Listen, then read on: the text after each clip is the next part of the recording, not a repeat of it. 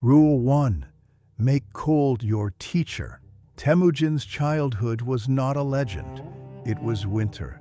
Cast out with his family, he learned the vocabulary of hunger and wind long before the language of power. On the open grasslands, excuses froze before they formed. The dawn did not bargain. If you moved, you lived. If you waited for fair weather, you disappeared into it.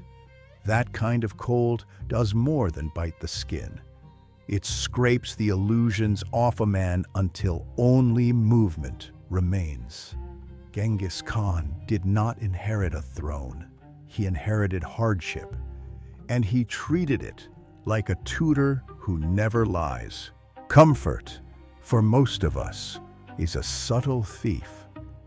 It steals urgency in quiet sips, lifts the edge from our attention, blurs the boundary between later and never.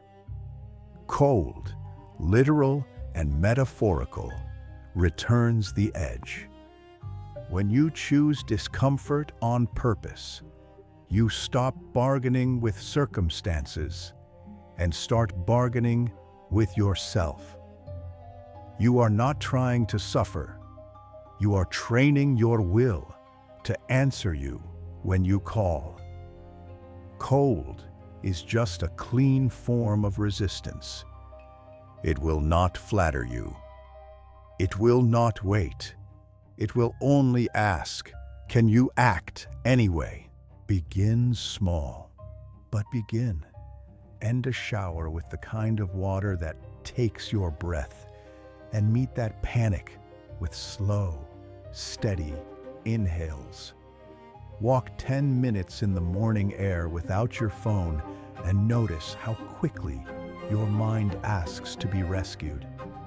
When delays and inconveniences appear, lines, traffic, rain, whisper, teacher, square your shoulders and proceed. Choose one everyday convenience and refuse it for a week. The elevator, the short car ride, the instant delivery, none of this is heroic. That is the point. The step teaches through repetition, not spectacle. Changes is not merely the body, it is the story you tell yourself about who gives the orders in your life. Each time you enter the cold and stay, even for a minute, you redraw the border of your inner empire. Breath over impulse, posture over panic, action over weather.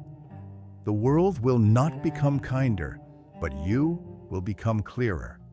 And clarity, like the step at dawn, is ruthless in the best way. It shows you everything and asks you to move. Rule 2. Hunger builds clarity. On the step, meals were not appointments on a calendar. They were contingencies. Temüjin learned early that a mind sharpened by need sees straighter than a mind softened by constant plenty. Hunger forced decisions to the surface. It cut through noise and revealed what mattered in the next hour. Direction, water, shelter, watchfulness. When food returned, it was not worshipped. It was rationed.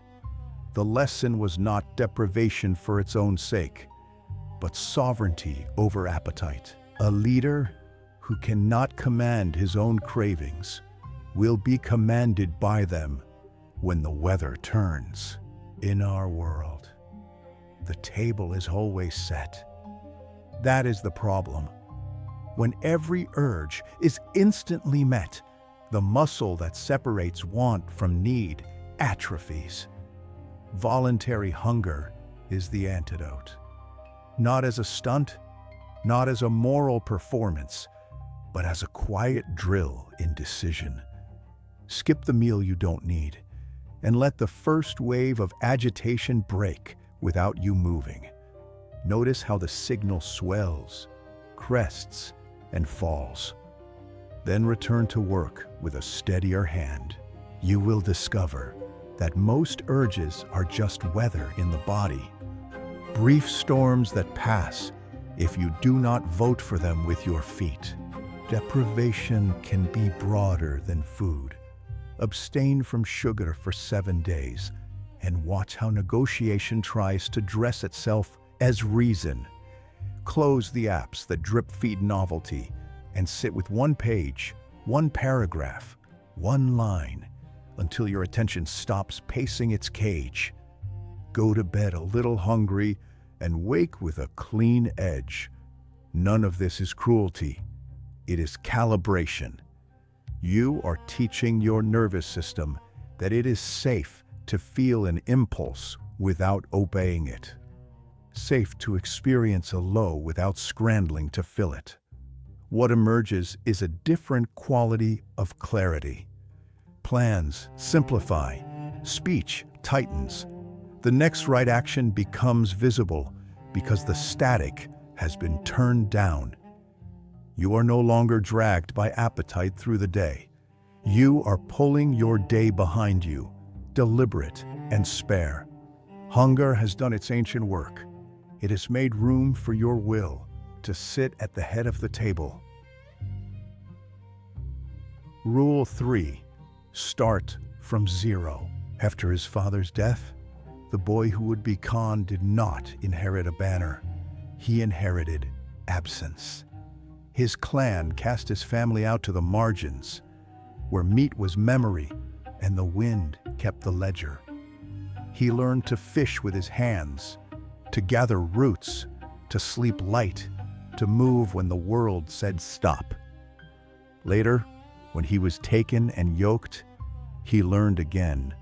Escape begins with accepting that you have nothing except breath and a choice. Zero was not a sentence. Zero was clean ground. Scarcity, when you stop cursing it, is a system. It exposes waste with a cruel kindness. When there is little, you count. When you count, you prioritize. When you prioritize, you move. I can't becomes I must, and I must becomes a plan measured in small, repeatable actions. The mind loves to decorate itself with options.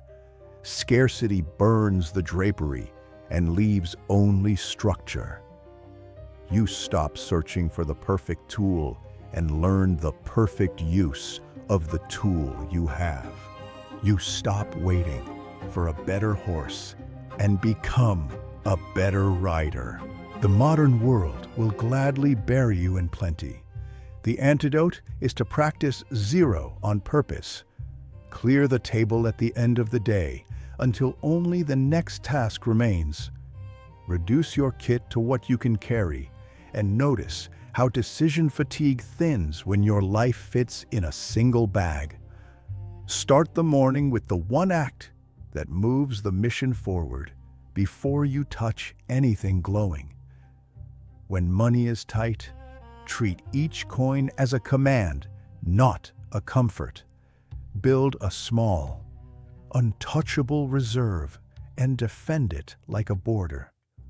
When time is tight, cut a commitment instead of cutting sleep, and pay the price once instead of forever. Starting from zero changes your relationship with failure. It stops being an identity and becomes a reset button. Wipe the slate and draw the line again, cleaner. You are not rebuilding a palace each dawn. You are erecting a tent you can strike and pitch anywhere. This is mobility. This is resilience. The step taught Temüjin to count what was real: hours, food, miles, horses, then to make more of it. Do the same with your attention, your energy, your promises. Inventory weekly, ration fairly. Enforce your own law. You do not need more to begin. You need less. Less noise, fewer excuses, one decision honored every day. 0 is not emptiness, it is precision. It is the moment before the first step, when you decide what you will carry and what will carry you. Start from there. Rule 4. Swear private oaths. Out on the steppe, a man's word traveled faster than his horse. Alliances were stitched with vows, not slogans, and the careless oath could cost you winter. Temüjin learned that promises were more than speech. They were structure. He bound scattered riders with simple codes, spoils divided as agreed, orders given in clear language, consequences certain. But the deepest bond was the one no one else heard. The law a man swore to himself and enforced without witnesses. A private oath is heavier than a public one because there is no applause to keep it upright. It builds or breaks you quietly. Keep it, and your nervous system learns that your voice matters. Break it, and you train yourself to ignore your own command. This is why you promise less and deliver exactly. Your mouth mints currency.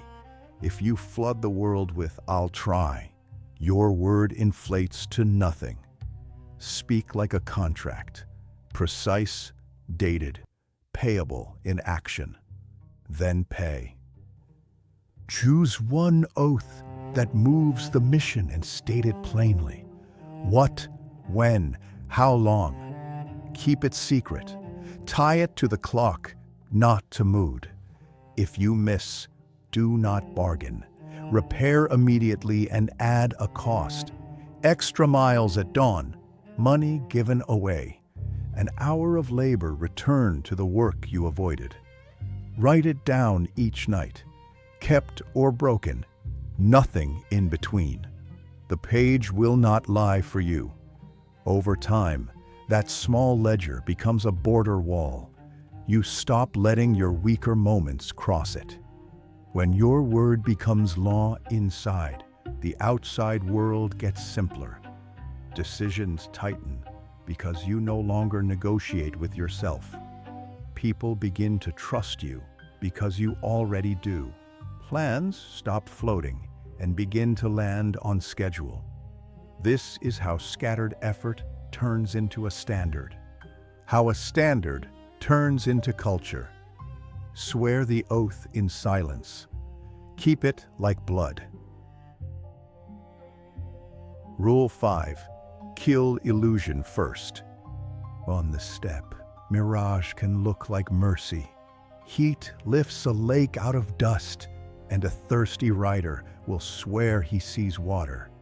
Temüjin trusted scouts more than wishes. He measured distance by horses that actually returned, not by stories that made men feel brave. Before he moved, he sent eyes ahead. Before he believed, he counted. Illusion kills without drawing a blade. Reality, even when it bites, is a healer. Illusion is not only false hope, it is every soft estimate we accept because it flatters our pace. It is the project that is almost done for 6 straight weeks, the tight budget that leaks in silence, the relationship fine enough to avoid one hard conversation. We mistake plans for proof and call it optimism. Hope is not a strategy. Denial is not protection. When you lead yourself by lies, you will arrive where lies always go, late and empty-handed. Begin each day by naming the ground truth without drama. How many hours do you really have?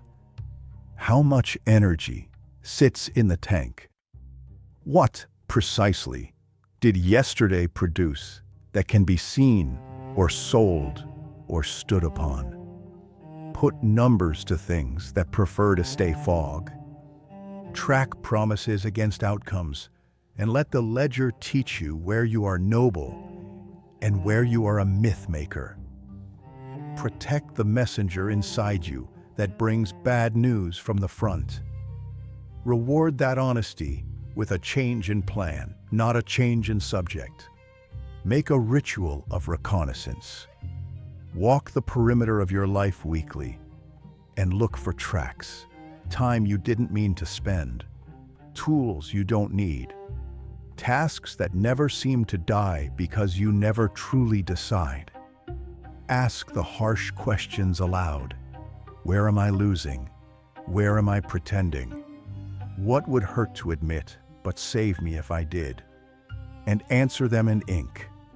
Replace should with will, and soon with a date. The map is not the step. Redraw it as the step changes. Once illusion is cut down, fear shrinks to its real size and options multiply. Reality is simpler than fantasy because it removes all the work that never had a chance. You move with fewer stories and more steps. This is why the first kill each morning is not your enemy out there. It is the lie in here. See clearly, and the next right move stands up on its own. Rule 6. Suffering silence. On the step there was little profit in broadcasting pain. A man who bled his fear into the air would see it return to him magnified. Temüjin learned to carry hardship like Kit, close, quiet, and in order. Cold nights, thin rations, a wound that throbbed under leather. None of it bought him advantage if it became a speech. He set the standard by the only language that mattered to riders who could not afford illusions. He kept moving. Silence is not denial, it is direction. When you talk too much about what hurts, you recruit an audience when you should be recruiting strength. Complaint multiplies the thing complained of. It spreads like weather through a camp until even the strong look smaller. Hold your pain the way you hold the reins, firmly, without theatrics, attention forward. Speak when there is a decision to be made or a request that changes the outcome. Otherwise, let your work do the announcing. This does not mean you become stone. There is a difference between privacy and pride. Choose one or two clear eyes and report the facts the way a scout would. Where it hurts, what it costs, what you need. Seek remedy, not attention. Put it on the page before you put it in the room. Ink will take more of your weight than strangers ever will. When asked how you are, give a status, not a saga, and return to task. Reserve explanation for those who can help you carry, not those who would carry the story. In time, the people around you will learn what you already know. Your word is lean. Your threshold is high. And when you speak, it matters. Trust grows in the quiet you keep. Energy, once spent on narration, returns to your hands. You begin to suffer more cleanly, less drama, more repair. On the step, sound carried. So does yours. Let it carry news of what you built under pressure, not a record of how pressure felt. Your silence is not emptiness. It is compression. And pressure, properly used, makes speed. Rule 7. Earn your horse. On the step, a horse was more than transport. It was permission. Permission to scout farther, to strike sooner, to vanish before the slow could even rise. Temüjin did not treat a mount as a gift from the sky. He earned it each dawn, by feeding it before he fed himself, by keeping tack clean, by reading weather and distance, and knowing exactly how far flesh and breath could be asked to go. Mobility was not luck. It was maintenance. Your horse is everything that lets you move when the world stalls. The body that carries you, the skills that travel, the small reserve of money that buys time, the kit you can pack in a minute, the papers that open borders, the relationships you can call without shame. Most people think they need more power. What they need is less friction. When you can get from decision to action with almost no lag, opportunities appear that the heavy never see.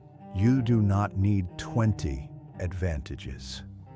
You need one: speed, and a life light enough to use it. Treat your body as if it were the only mount you will ever ride. Sleep like a professional. Eat like a scout. Train the joints you plan to keep. Simplicity is not aesthetic. It is fuel economy. Learn work that crosses borders, languages of code, trade, persuasion, repair, and stack them until your usefulness outruns your job title. Keep a small, boring cache of cash that exists only to buy back your hours when events go sideways. Reduce your tools until you can carry them without resentment, and replace what breaks before it betrays you at distance. If you would rely on a friend in the storm, be reliable to them in the calm. Mobility is also a standard you enforce. Audit your life for sand in the gears, debts that dictate your choices, subscriptions that rent your attention, possessions that own your weekends, commitments that cost more than they return, and cut until the signal can breathe. Practice moving on purpose. Pack a bag in 5 minutes and leave for the day. Change environments to reset stale thought. Take short assignments that require you to adapt faster than you prefer. The horse stays ready when it is ridden. So does readiness. In the end, mobility is freedom measured in hours. A man who can decide at noon and be underway by 12:05 is dangerous in a way that does not announce itself. He arrives where others are still discussing routes. He leaves while others are composing farewells. The step favored the rider who honored his mount. Life favors the person who keeps their horse fed, lean, and swift. Earn it each morning, and it will carry you farther than strength without movement ever will. Rule 8. Build endurance rituals. Speed won battles on the steppe, but endurance won the campaign. Riders learn to live inside the long mile, thighs burning, mouth dry, eyes measuring a horizon that never moved until it suddenly did. Temüjin did not depend on bursts of will. He built small, stubborn rituals that taught bodies and minds to last. Tending hooves at dusk, tightening tack the same way each dawn, pacing breath to the horse's rhythm. Endurance is not an event, it is a posture you keep until the world yields. In our time, we sprint from novelty to novelty and call it progress. The truth is simpler and harder. Most lives are decided by who can remain with the work after the bright excitement dies. Begin to lengthen the things you already do. Walk farther than your mood approves, then a little farther still. When your instinct is to stand up from the desk, stay seated 2 more quiet minutes and finish the line you are pretending to think about. When you read past the first urge to check a glowing rectangle. Make duration your teacher and breath your metronome. Endurance grows on repetition, not drama. Choose a daily rite and stretch it by a finger's width each week until it becomes a different animal. If you write, set a clock and keep your pen moving until the bell, even if only with ugly sentences that later save you. If you lift, let the last set be slow enough to make your mind itch. If you pray or sit in silence, don't rise at the first restless thought. Ride it out until calm returns, like a horse that trusts your hands. The point is not torment. The point is capacity. Rituals make the hard part ordinary. Your thinking needs distance, too. Most problems die of exposure when you stop abandoning them at the first discomfort. Carry a stubborn question with you through a longer stretch of time. On the train, through a walk, into a bath, and refuse the cheap exit of a search bar. Keep one page open and return to it until it opens back. Train yourself to stay with a single thread until it yields cloth. In a world that burns attention like kindling, concentration becomes cavalry. Once a week, plan a long ride. One block of unbroken effort that makes the rest of the week feel lighter. Turn the world to silent. Stack food and water within reach and disappear into the task until your mind learns that it can. Do not announce it. Do not dramatize it. Mark the hours. Finish and sleep like a man who has pushed past yesterday's edge. That is how you become the sort of person whose rhythm unsettles lesser men. Unhurried, unbending, patient as weather. On the step, endurance was not glamorous, but it decided everything. It still does. Rule 9. Master Rage. There is a story from the early raids. A slight in camp. A blade drawn too fast. A boy commander with heat in his throat. Temüjin learned quickly that fury can win you a skirmish and lose you a war. Anger, unbroken, burns tents and bridges alike.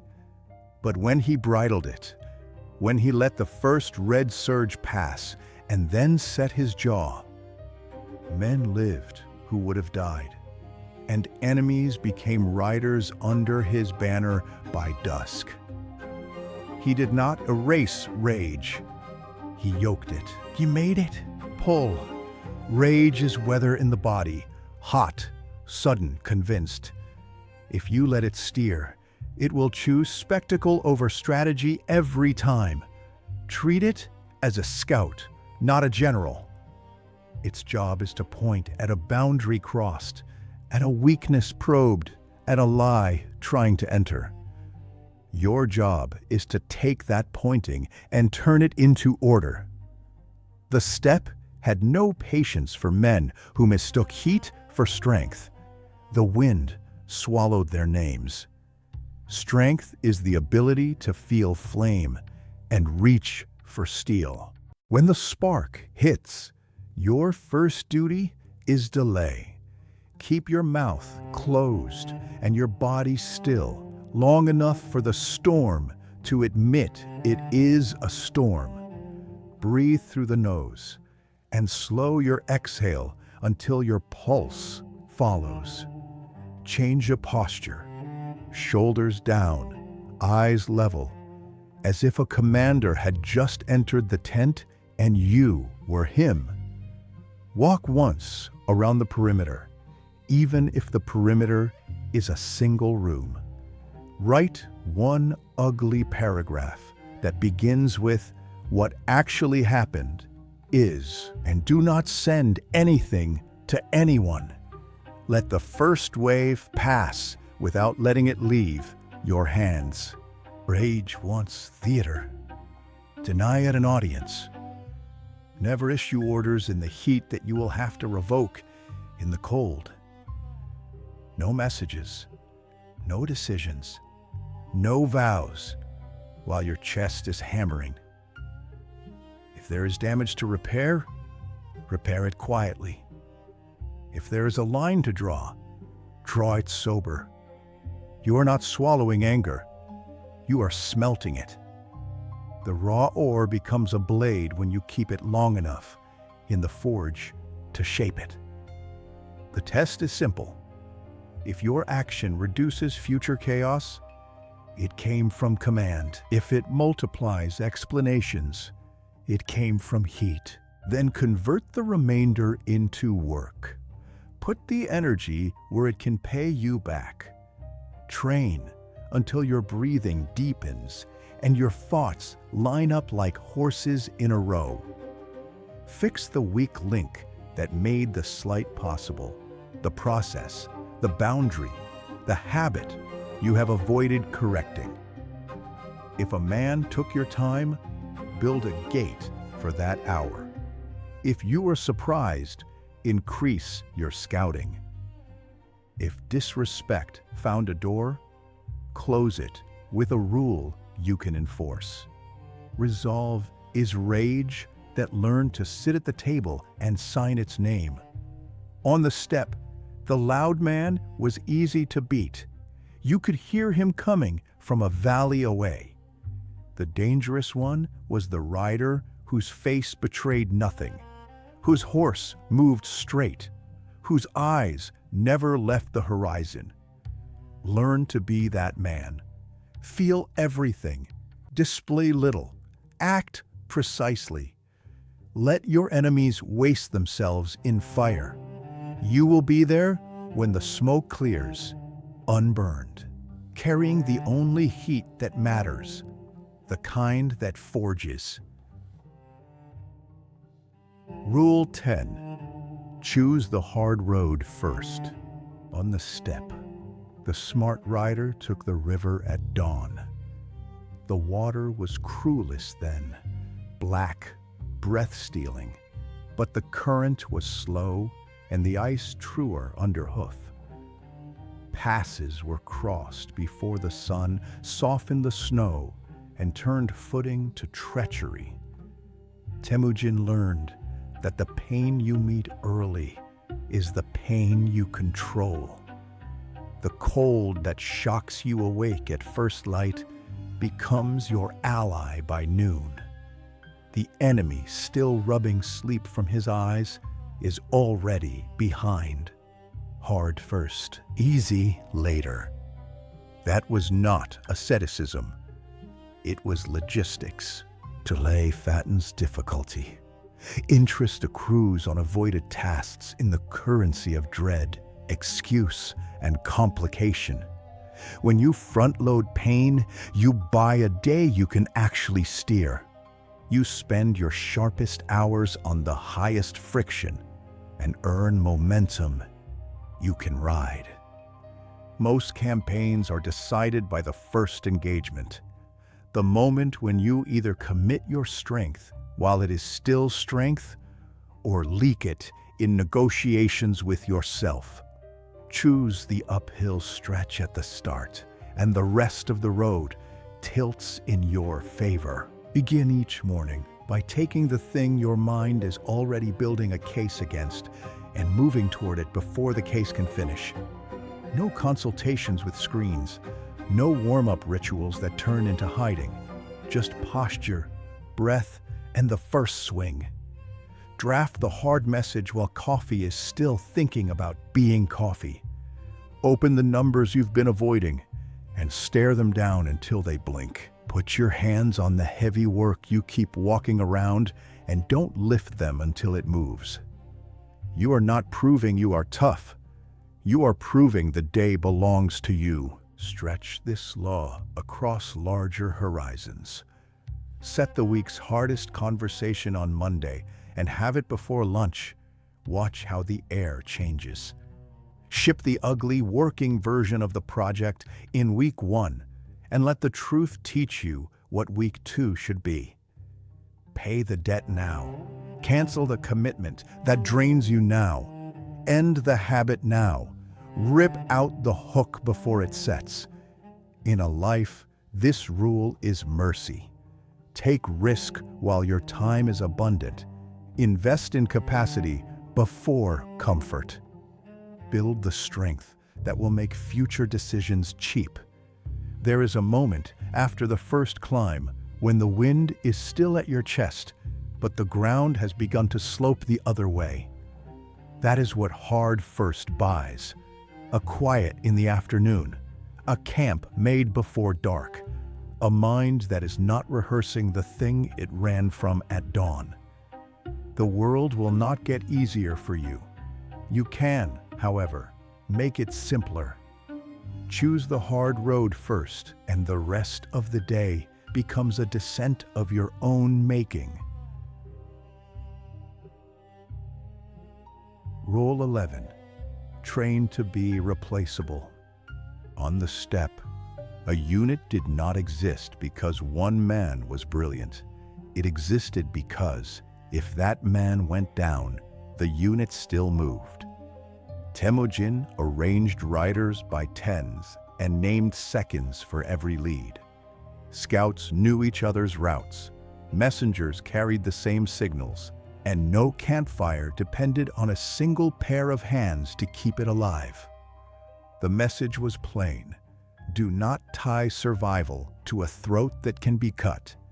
If a leader vanished into snow or dust, the formation closed, the horseflesh breathed, and the column kept its rhythm. Continuity was not an accident. It was a discipline. Status is a fragile shelter. A gust and your banner is on the ground. Skill is a horse. It travels.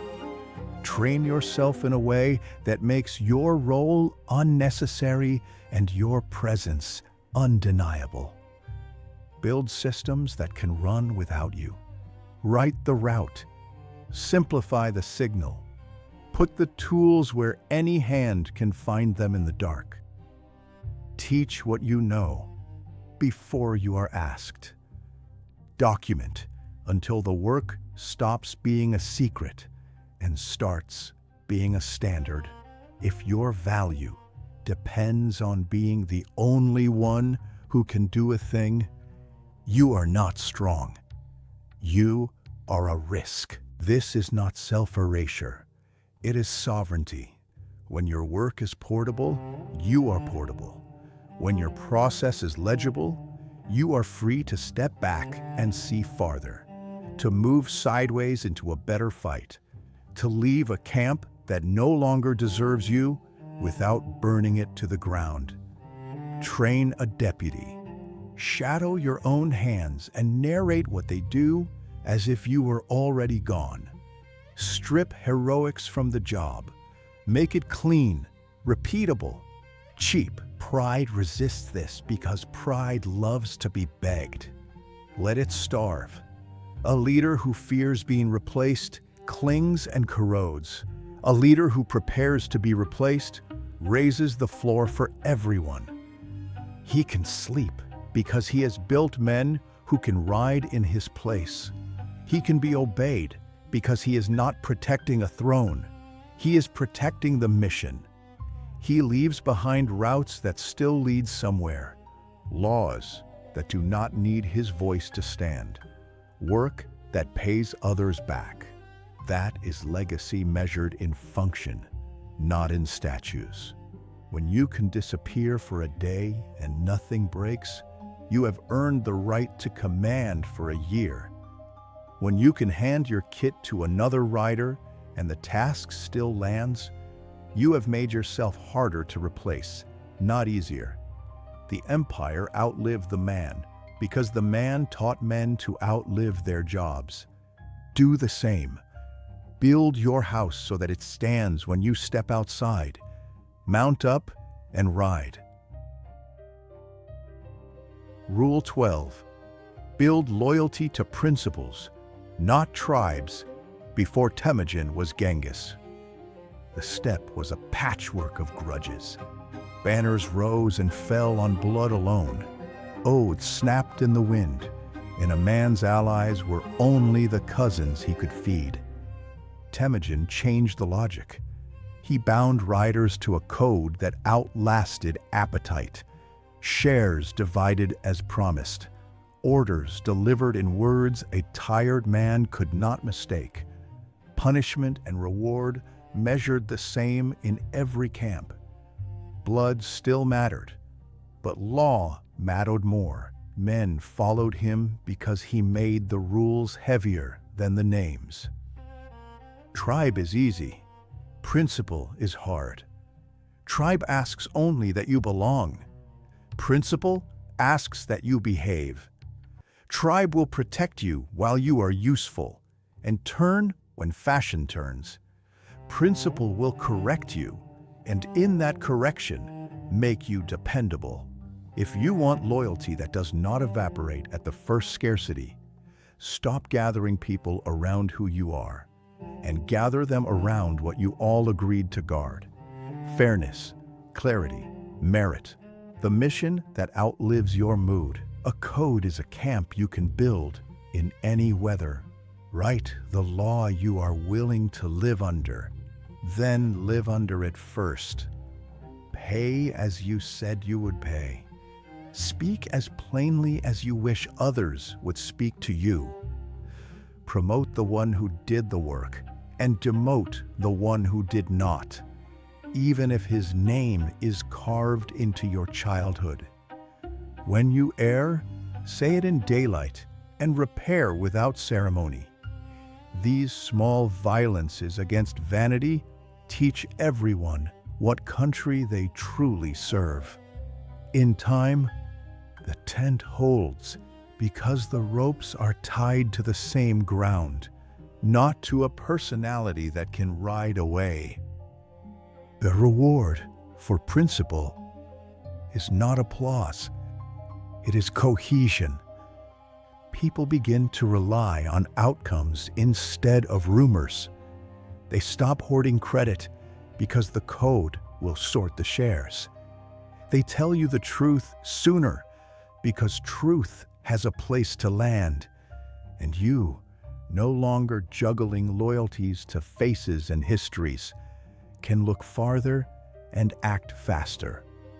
You are no longer a chieftain of favorites. You are a steward of a standard. The steppe had many tribes. It only had one empire when the law became the banner. Rule 13. Reward loyalty faster than you punish betrayal. In the early March, Temüjin learned a brutal arithmetic. Fear could hold men for a season, but gratitude could bind them for years. When a rider stayed on the line through hunger and hail, he didn't wait for a festival to recognize it. Shares were counted that night. A good name was spoken in daylight. A better horse found its way to the man who had earned it. Betrayal was dealt with, cleanly, predictably, but reward moved quicker. The message was simple and loud in a land of wind. Fidelity pays sooner than treachery hurts. Most leaders invert this order. They craft elaborate punishments and vague rewards, then wonder why loyalty turns thin when winter comes. Men and women are not motivated by threats they cannot see. They are motivated by proof they can touch. If you want the behaviors that keep a camp alive to multiply, pay them forward at the speed of their occurrence. Catch someone keeping the code and put iron around that moment. Name it, bank it, elevate it before the glow fades. Let correction be quiet, fast, and certain. Let gratitude be public, immediate, and specific. This is not softness. It is agriculture. You are seeding the ground you intend to harvest. Make your praise as precise as your orders. For this act, on this day, in these conditions. Tie benefits to the standard, not the face, so envy finds no purchase. Move small prizes quickly. Time, trust, responsibility, so the camp learns the exchange rate of virtue. When betrayal appears, do what must be done without spectacle. Then, turn your eyes back to those who stayed. Culture follows your attention like a horse follows grain. In time, people stop performing for your approval and start performing for the law they know will remember them. They lean into hardship because they have seen what it buys. The fearful will still flinch, and the weak will still wander. But the core hardens, quiet, steady, reliable as dusk. Punishment keeps rot from spreading. Swift reward makes strength contagious. On the step, that difference decided who had riders in the storm and who had only a story after it. Choose your speed accordingly. Rule 14. Share spoils by a code. When Temüjin began to win, the first test was not the battle, but the aftermath. Victories, he knew, dissolve in greed faster than in blood. So he cut the spoils by a code. One part for the man who fought, one part for the widow whose husband would not return, one part for the collective that fed the horses. It was simple math, carved into memory and repeated until no one needed to ask. When each rider knew his share before the dust settled, envy had nowhere to root. Fairness became a weapon. On the step, injustice moved like fire in dry grass. One slight division could empty a camp by morning. Temüjin's code was not sentiment, it was survival. The law that governs reward is the spine that holds the tribe upright when power swells. When gain comes, it tests your integrity faster than loss ever will. Power multiplies suspicion. Only transparency dissolves it. In your own domain, divide your spoils, credit, profit, success, before you taste them. When a project lands, announce the shares clearly, and let the line of gratitude stretch outward from the smallest contributor. Pay debts of effort before you indulge rewards of pleasure. Keep the distribution visible and boring. Make fairness a routine, not a performance. When everyone knows the rule, no one needs to whisper. If you lead, publish the map of your decisions. If you follow, honor the system that made you safe. This is how trust becomes infrastructure. The more it is used, the stronger it grows. To hold what you win, learn to count aloud and in order. The step had no vaults, only memory and custom. Yet it managed to build an empire out of loyalty measured by grain and gold shared cleanly. Share by a code, and your hands will never be empty long. Rule 15. Promote by merit, demote by performance. In the dust and heat of the steppe, bloodlines meant little when arrows were flying. Temüjin broke the oldest rule of his world. He rewarded competence above kinship. A herdsman who rode well and obeyed swiftly could rise faster than a cousin who hesitated.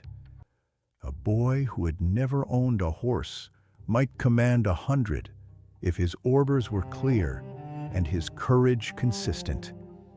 By lifting the capable and releasing the comfortable, he turned a confederation of families into an army that answered to outcomes, not ancestry. Meritocracy sounds obvious until it costs you comfort.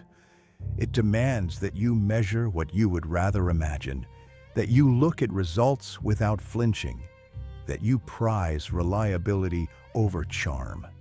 Most people prefer loyalty they can control to excellence that makes them insecure. But nepotism breeds decay. It tells the camp that proximity is more profitable than performance, and the sharp men learn to dull themselves to survive.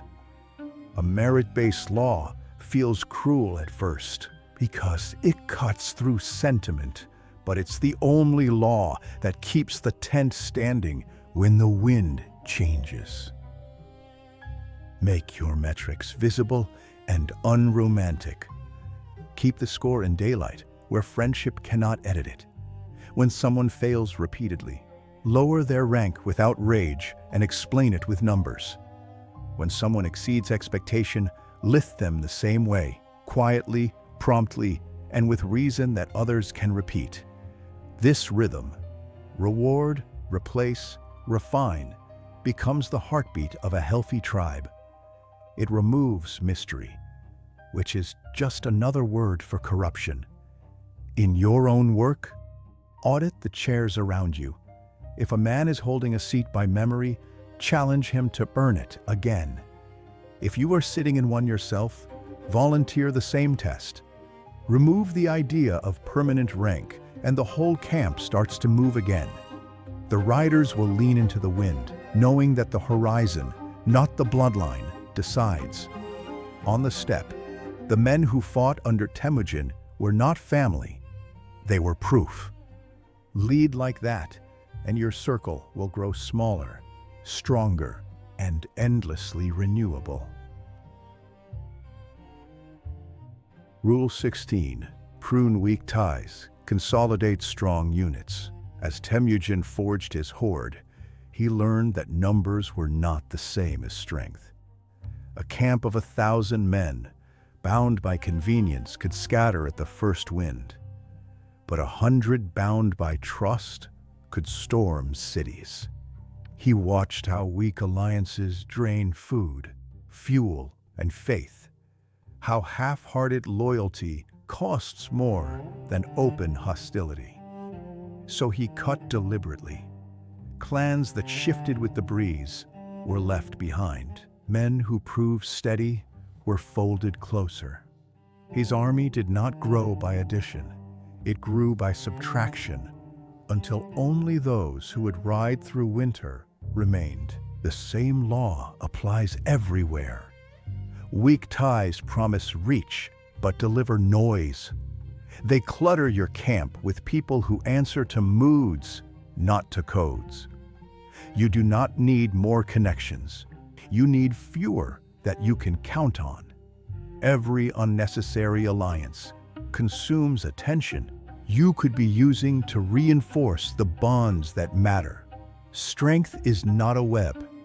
It is a chain, and every link must hold under strain. Look around you and name the ones who have shown up through bad weather, who stayed when gain was gone. Feed them first. The rest, those who vanish when the air thickens, release them without ceremony. You are not declaring war. You are ending a subsidy. Focus your energy on the few who multiply it, not the many who dilute it. In conversation, in business, in friendship, in love, half presence is the enemy of power. Pruning is painful because it looks like loss. but it is the only way to stop rot. Each season, burn the deadwood of stale commitments, unfinished collaborations, and obligations carried only out of habit. As the noise falls away, what remains is signal. The men and women who share your pace, your code, your silence. That concentration turns small groups into units that can move fast, decide quickly, and hold ground under fire. The step favored no one who tried to please everyone. It rewarded the rider who knew his circle and kept it tight. Rule 17. Demand absolute clarity. The step had no room for poetry during war. One wrong word could send a unit galloping in the wrong direction. A single vague order could cost a dozen lives. Temüjin understood that clarity was mercy. His commands were stripped of decoration, short, direct, and repeated until even the tired and half-deaf could obey in the dark. Confusion, he knew, breeds fear. And fear, once it enters a camp, spreads faster than fire in dry grass. Precision was his form of compassion. It saved men from guessing, and guessing was death. In life, ambiguity kills more plans than failure. A murky goal drains energy because the mind cannot aim at fog. Every unclear order you give to others or to yourself creates resistance. Vague language is how we hide our hesitation. It feels safe, but it bleeds momentum. Say what you mean. If you want something done, describe it in a way that leaves no room for translation. If you promise something, specify the time, the scale, the deliverable. When you make a rule, define the consequence and the reason, and then stop talking. Clarity is not cruelty. It is kindness with teeth. Strip your speech the way Temüjin stripped his tents, down to essentials. Replace soon with a date, some with a number, better with a metric. Ask the people around you to do the same. If someone gives you cloudy instructions, push until the clouds break. In your own mind, rehearse decisions until they fit into one line that even exhaustion could follow. Write them down, say them aloud, and live by them until your word becomes a compass others can trust. Clarity is the mother of speed. When you speak clearly, you remove the need for debate after every command. People stop trying to interpret and start to execute. You also remove excuses because what is clear is measurable, and what is measurable is accountable. The world rewards the man who can translate chaos into sentences that stand up in the wind. The Mongol Empire moved like a single body because every order was a bone, not a suggestion. Build that discipline into your own voice. Let your words be arrows, not fog. Rule 18. Forgive strategically. Temüjin's strength was not that he forgot betrayal, but that he knew when to spend it. Many of his greatest generals had once drawn steel against him. When they bent the knee, he didn't waste their fear.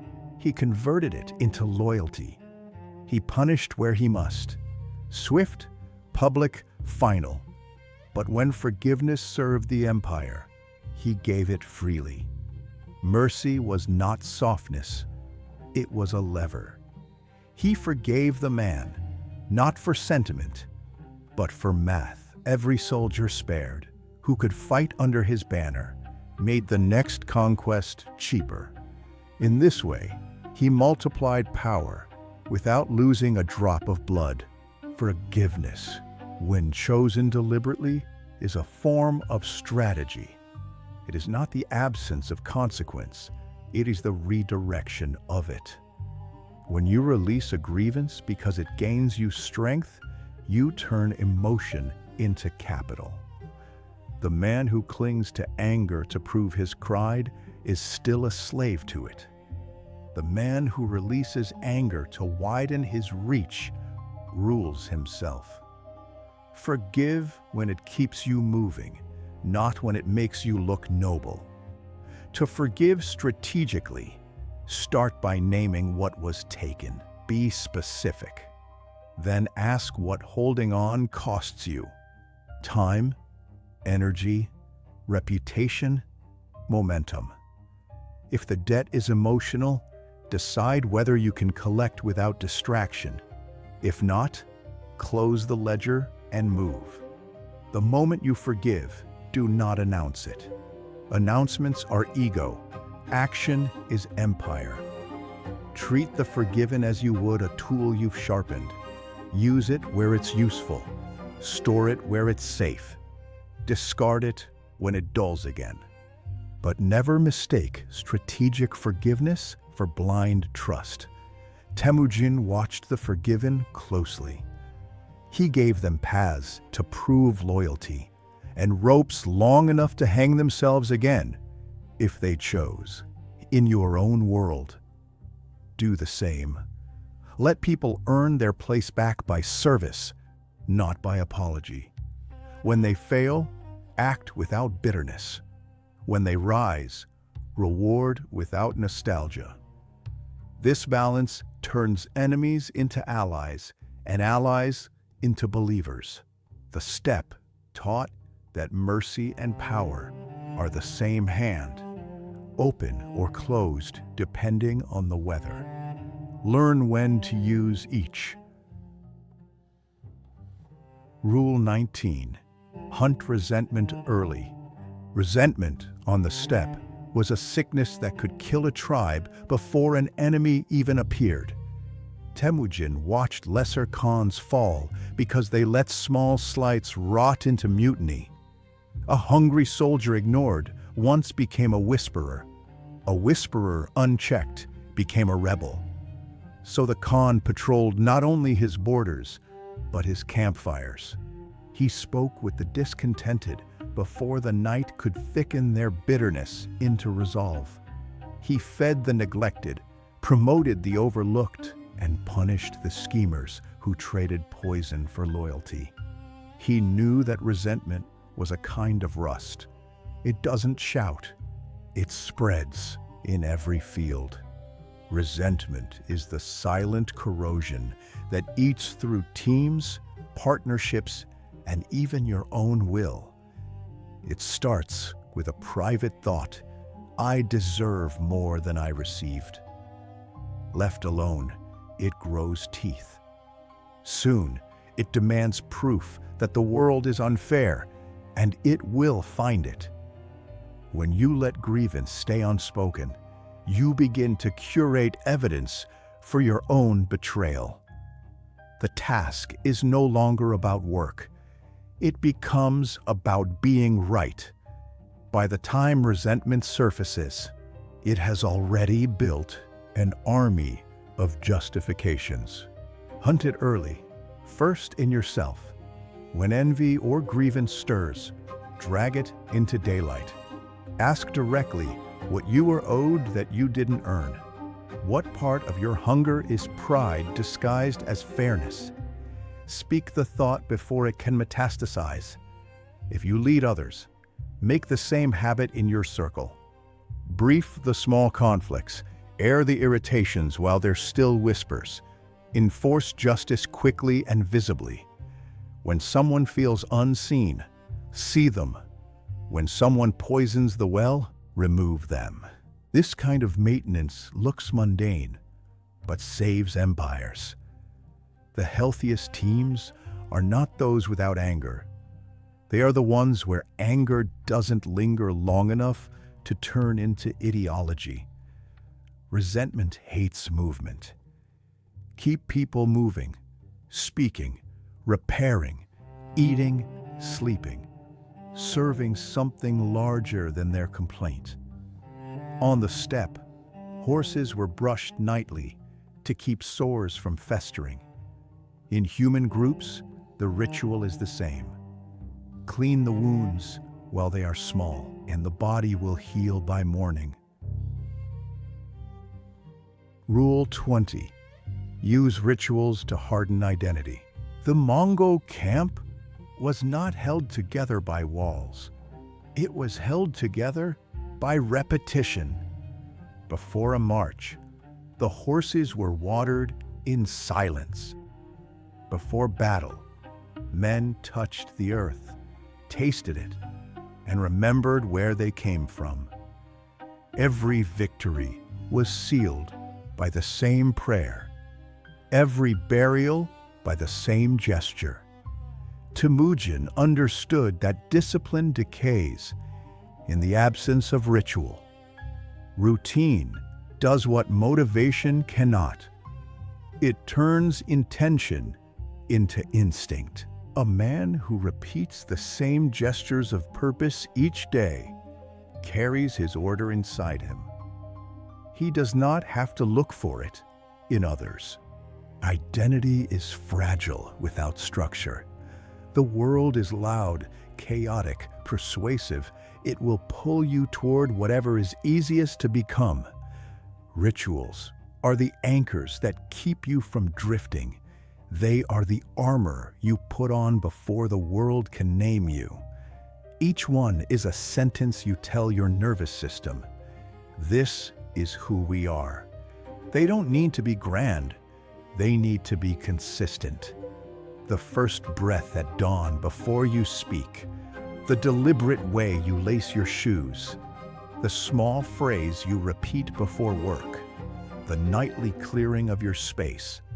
Tiny acts, repeated until they outlast mood. When your actions rhyme with themselves, you start to believe your own rhythm. People around you begin to read your steadiness as power. A group that shares rituals becomes a nation. A person who keeps them becomes unshakable. The important thing is to choose them consciously, not inherit them by accident. Don't let a habit form out of weakness and call it tradition. Let every repeated act remind you of the law you live under. Temüjin's riders could go months without orders because their customs had already written the script. They woke, ate, rode, fought, and prayed in the same pattern until it became a pulse the empire shared. When chaos came, that rhythm held. In your own life, build the same spine.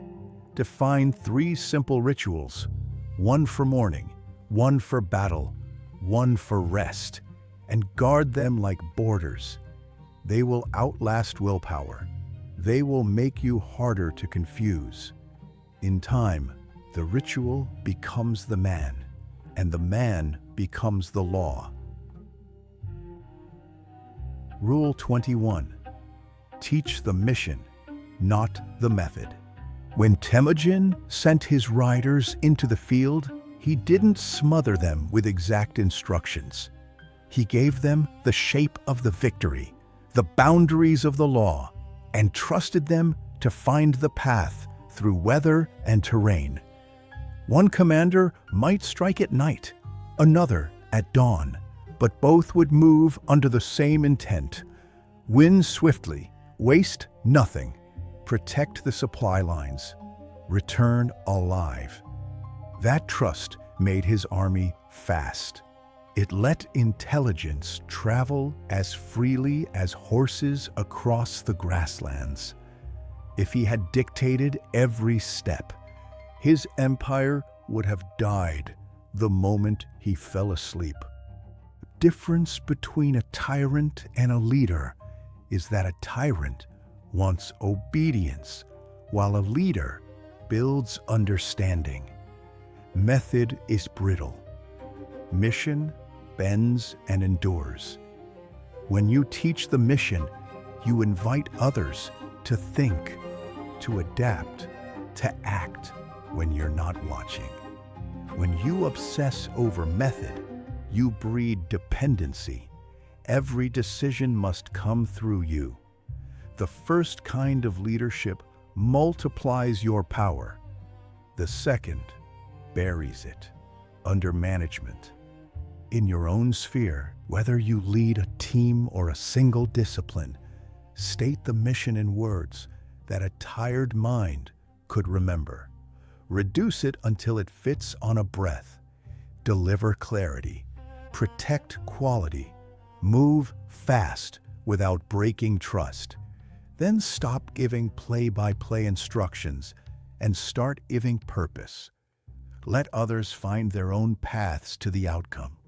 Correct only when the path threatens the principle.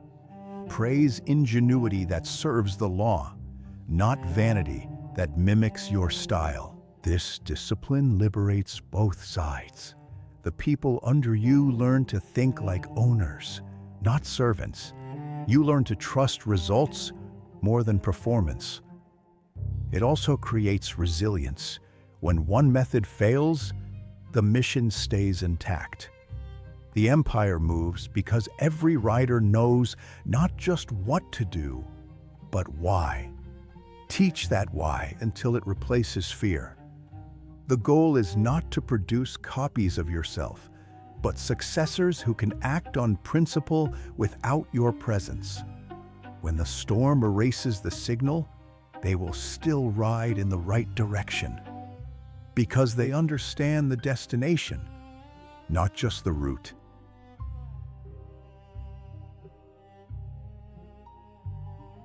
Rule 22. Carry the same burdens as your people. When the snows came and rations thinned, Temüjin ate what the riders ate. When the river crossings froze, his horse went first into the ice. He wore no special cloak in the storm, slept in the same felt tents, and shared the same water drawn from the same wells. His men watched him shovel snow, patch tack, bleed under the same arrows they did. And a strange alchemy took place. Respect hardened into loyalty.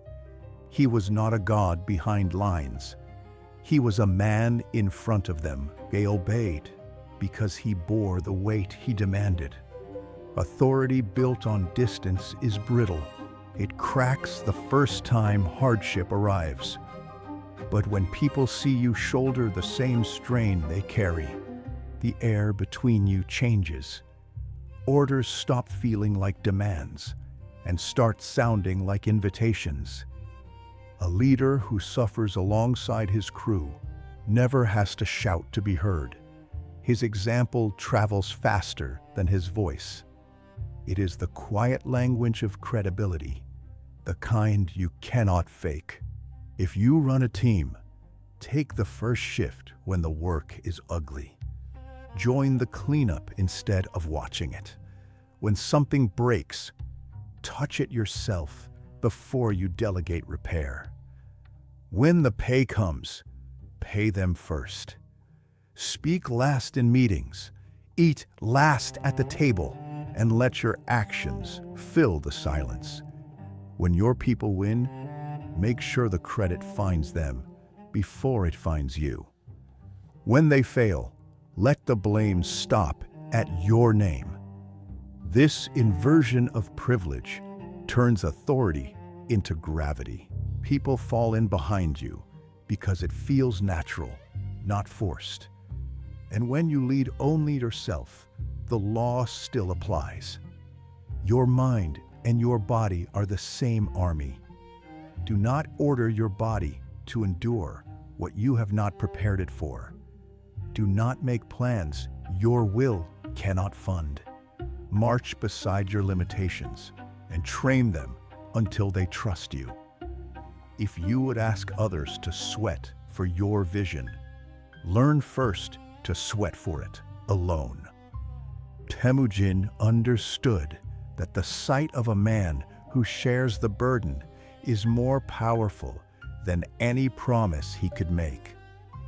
On the steppe, leadership was not a title, it was proof of endurance. To carry the same weight is to say, "I will not ask of you what I would not bear myself." It's a statement the heart remembers long after speeches fade. Rule 23. Treat speed as superiority. The steppe rewarded the fast. Distance itself was an enemy, and whoever could cover it first ruled the horizon. Temüjin learned early that victory did not always belong to the strongest or the cleverest. It belonged to the one who moved first and decided faster. His forces could appear where no one expected them, strike, scatter, and vanish before an enemy could finish the thought. We are under attack. Speed was not chaos. It was precision, practiced until it looked like instinct. It made his small forces feel infinite. Most people drown in hesitation. They gather information until it rots. They rehearse decisions until the moment for them has already passed. The world belongs to those who act while others deliberate. Speed is not recklessness. It is the disciplined ability to move before comfort arrives. The faster you decide, the longer you have to correct. Perfection is slower than time. By the time your idea is flawless, someone else has already built the next thing. Train yourself to compress decision cycles. When a choice appears, ask, what's the worst that happens if I move now? What's the cost of waiting? If the cost of delay outweighs the cost of error, act. Build a life that allows small, reversible risks so you can learn by motion, not theory. Ship, test, adjust, repeat. That rhythm is momentum. Even wrong turns reveal maps that standing still never will. Temüjin's scouts didn't return with exhaustive reports. They returned with direction. That was enough. He trusted movement to reveal what thought could not. The same is true for you. Begin the project while you're uncertain. Make the call before you've scripted it. Ask before you've built the courage. Action itself creates the information you need. Speed unsettles slower minds. They will call you impulsive, obsessive. Lucky, anything but deliberate, because your rhythm exposes their inertia. Ignore them. You are not racing them. You are outrunning stagnation. The faster you can turn thought into movement, the harder it becomes for resistance to find you. On the steppe, a good decision made quickly was worth 10 perfect ones made too late. Be that rider, light, ready, in motion, before the world has finished its excuses. Rule 24. Strike, vanish, reappear. The Mongols fought like weather. They came as wind, vanished into silence, and returned as a storm from a direction no one expected. Temüjin turned the feigned retreat into an art. He would draw the enemy out, let their confidence grow, then fold them into ambush. To his opponents, it felt like fighting a ghost. Every time they thought they understood his pattern, it dissolved. This rhythm, strike, vanish, reappear, was more than battlefield cunning. It was a philosophy of movement. Predictability was death. Adaptability was power. To live like this, is to refuse to be defined by a single approach. When you attack a problem, a market, or a habit, hit it hard enough to learn something. Then pull back before you become predictable. Disappear long enough to adapt, to rest, to study. Then return with a shape no one has seen before. You are not abandoning the fight. You are changing your form. The enemy of progress is linearity, the belief that you must charge forever in one direction. The step teaches otherwise. Retreat is not defeat. It is recalibration. Most people exhaust themselves by staying visible too long. They broadcast every move, defend every opinion, and fight until they're hollow. You gain power when you disappear on purpose. Vanish into silence to think, into solitude to recover, into study to sharpen. When you reappear, let the new version of yourself make the last one obsolete. Do not explain the gap. Let your growth do that. In work, this means taking the offensive in bursts. Launch, observe, pull back, adjust quietly, then strike again. In relationships, it means knowing when to step away from noise to preserve the core. In personal discipline, it means alternating push with pause, effort with reflection, so you never confuse exhaustion for progress. Temüjin's riders were ghosts until they needed to be storms. Be the same. Leave no map for your enemies to read, no schedule for them to predict. Move like water, formless until it finds a gap, then unstoppable. Strike, clean, vanish completely, and reappear only when it serves your purpose. The world cannot defend against what it cannot anticipate. Rule 25. Attack the mind first. Genghis Khan understood that the real battlefield existed long before the clash of swords. Before his riders loosed an arrow, he had already struck the enemy's mind.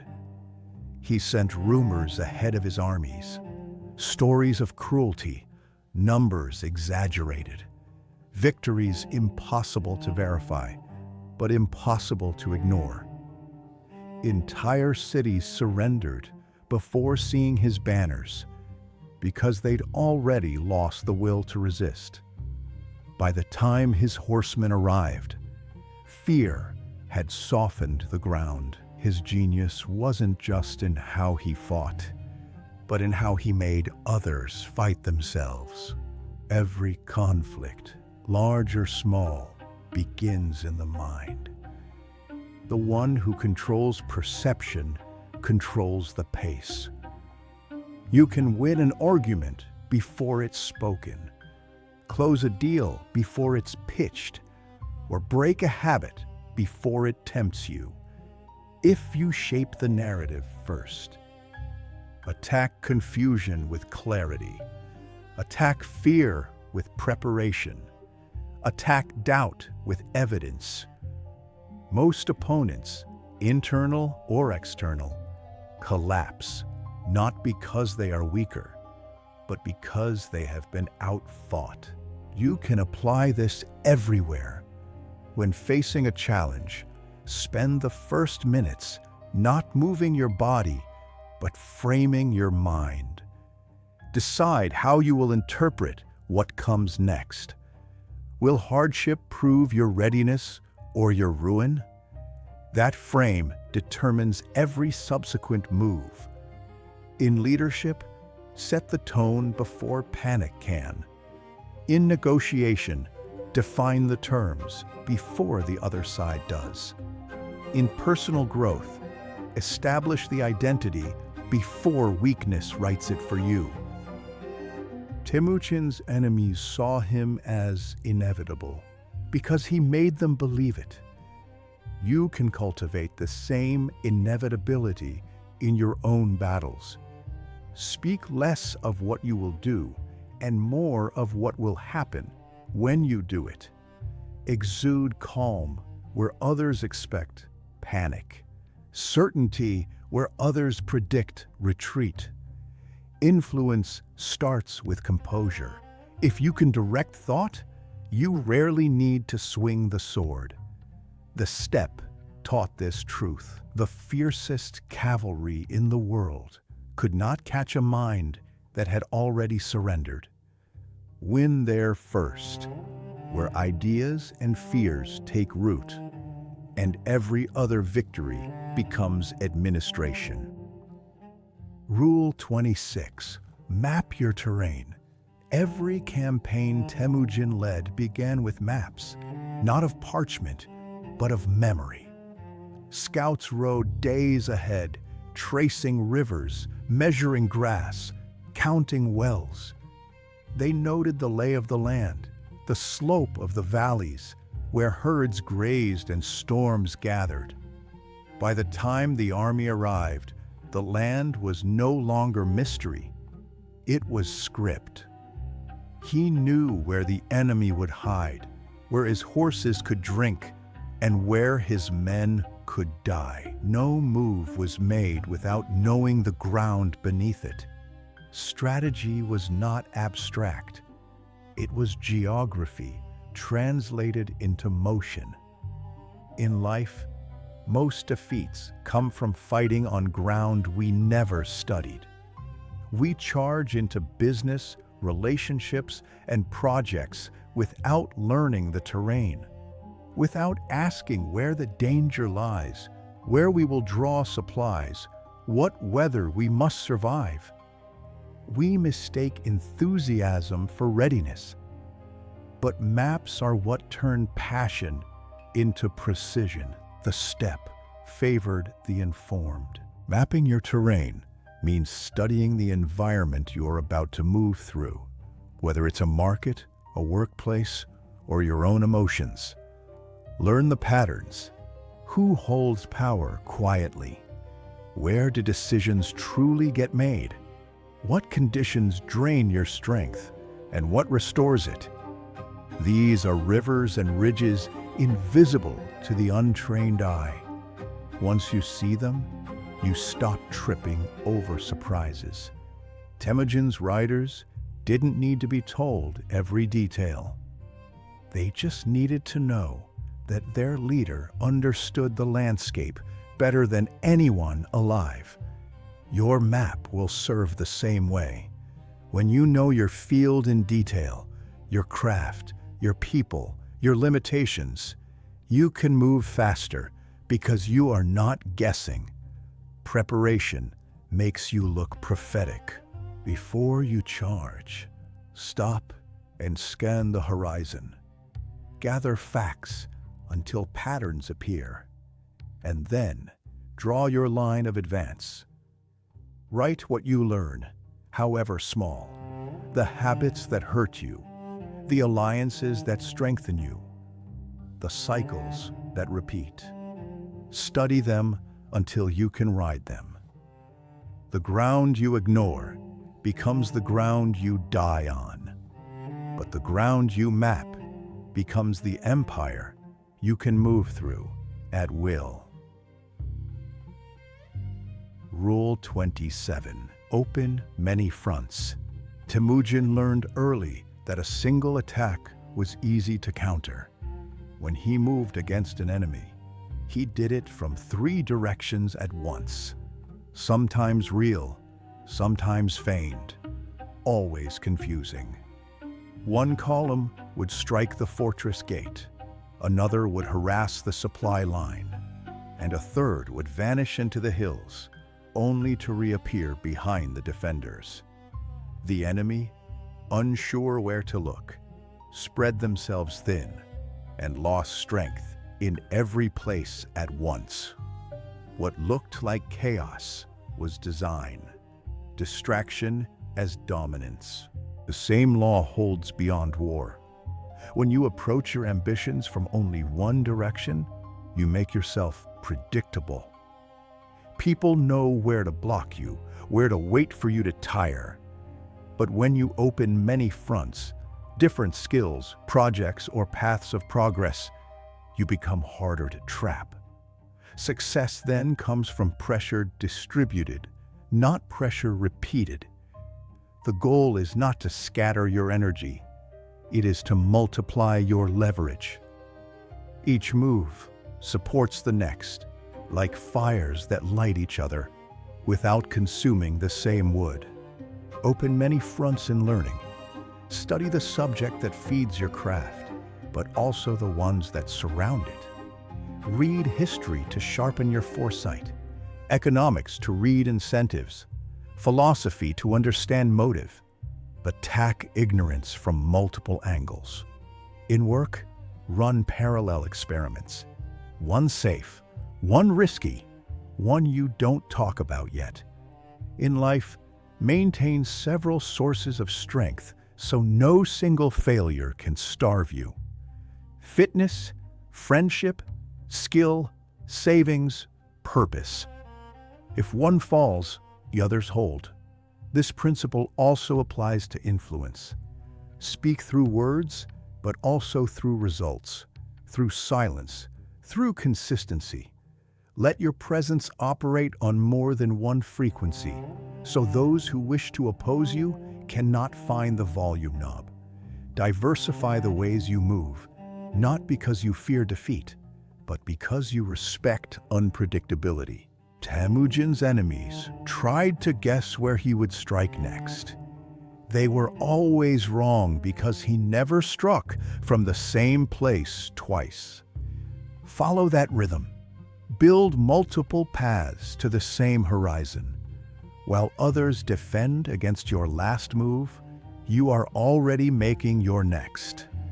In war, in art, in life, the one who opens many fronts wins not by being everywhere, but by making the world wonder where he'll appear next. Rule 28. Destroy your options. There is a story told of one of Temüjin's early sieges. His men, nervous before the assault, looked back to see the smoke of their own camps rising. He had ordered the tents burned, the food rationed, the horses pointed forward. There would be no retreat. Fear has no power when there is nowhere to run.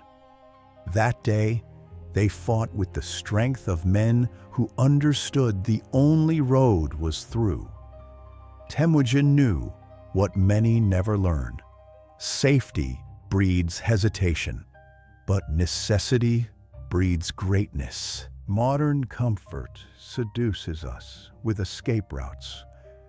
We keep side projects as excuses, backup plans as crutches, and half-hearted commitments as soft exits. We call it prudence. It is often fear disguised as wisdom. The mind, when offered too many exits, never fully enters the door it claims to walk through. But when you remove the way back, something ancient wakes up. Decision becomes total. Energy focuses, and all the power that was divided among possibilities fuses into one clear strike. Destroying your options doesn't mean burning your life. It means removing distractions that dilute your intent. It means saying no so hard that the remaining yes becomes sacred. It might mean quitting the second job that keeps you from mastering the first, deleting the app that feeds your anxiety, cutting the comfort that makes you forget hunger. It might mean telling someone, "This is what I'm doing," and meaning it so fully that embarrassment will not let you turn around. Temüjin didn't fight because he liked battle. He fought because survival demanded it. When he burned his own camp, He wasn't courting danger. He was forcing clarity. You can do the same without fire. Close the door. Delete the safety net. Tell the people who matter what you intend to do and by when. When there is no later, there is only now. And now is the only time anything has ever been built. The mind becomes fearless when there are no alternate routes to waste courage on. Once the bridges are gone, you stop glancing backward and start advancing by instinct. The step had no pity for hesitation, and neither does life. Destroy the exits that keep you average, and you will finally see how far necessity can carry you. Rule 29. Exploit time windows. The step was a teacher of seasons, of timing, of moments measured in light and shadow. Temüjin knew that in war, as in weather, everything ripens and rots by its own clock. He struck when others were sleeping, when rivers were still crusted with ice that could bear the weight of his riders, when the enemy was counting festivals instead of patrols. His genius was not only force, it was timing. He understood that opportunity is brief, that hesitation turns advantage into regret. Every life has its own time windows, narrow and fleeting. There is the conversation you can only have while trust is still warm. The job that can only be claimed before the market shifts. The creative spark that fades if you don't act before self-doubt awakens. Most people treat opportunity as if it will send reminders. It won't. The moment will pass, and something in you will quietly die with it. Those who move quickly are not braver. They are simply attuned to the clock. To exploit time windows, you must watch the horizon like a scout. Study cycles, the rhythm of your own energy, the patterns of the world around you. Know when people are relaxed, when systems are distracted, when conditions favor movement. Prepare in quiet, so that when the door opens, you can walk through it without fumbling for your gear. The slow are always surprised by chance. The prepared recognize it as an old friend. Temüjin's men could mobilize in minutes because they lived ready.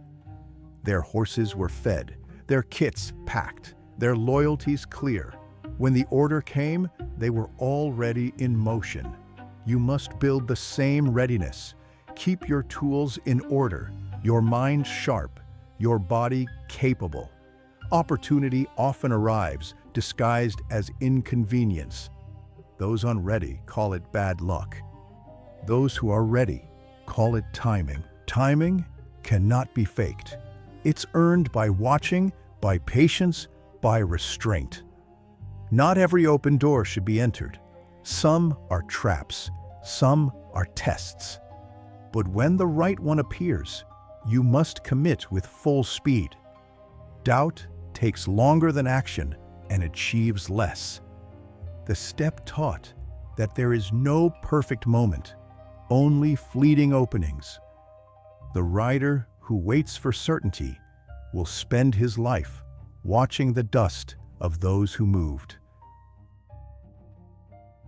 Rule 30. Conserve strength for the decisive moment. Temüjin never wasted men on vanity or movement for its own sake. He rode with patience, letting smaller bands skirmish and withdraw, while the real strike gathered in silence. His enemies mistook restraint for weakness until the full weight of his force broke them in an hour. The Khan understood what few do.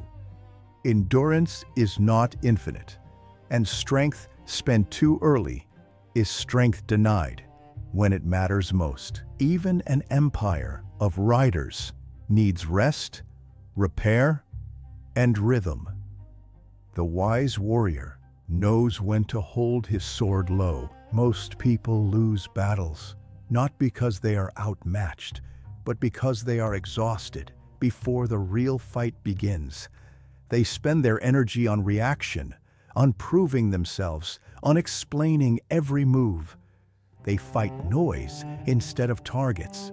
Genghis Khan used patience as a weapon. He chose the hour when fear in the enemy was greatest, when his men were fed, and when fatigue had softened resistance. Timing and conservation turn scarcity into power. In your own life, this means choosing where not to fight. You do not need to answer every challenge, correct every fool, or chase every opportunity. Protect your focus like a general guards supply lines. Each distraction is a raid on your reserves. You cannot bring full force to what truly matters if you are bleeding energy into everything that doesn't. Conserve attention, and you will appear twice as strong when the time for action comes. Build cycles into your rhythm, bursts of output, followed by silence, effort, followed by recovery. Temüjin allowed his horses to graze, his riders to rest, his mind to clear before the storm. This was not idleness, it was strategy. Recovery ensures that when you strike cleanly. To always be in motion is to always be tired. True power is selective. When the decisive moment comes, when the opportunity you have been waiting for opens before you, you must have something left to give. That final reserve, the part of you you refuse to waste on noise, is what turns a good effort into a victory. The step favored those who could wait without weakening.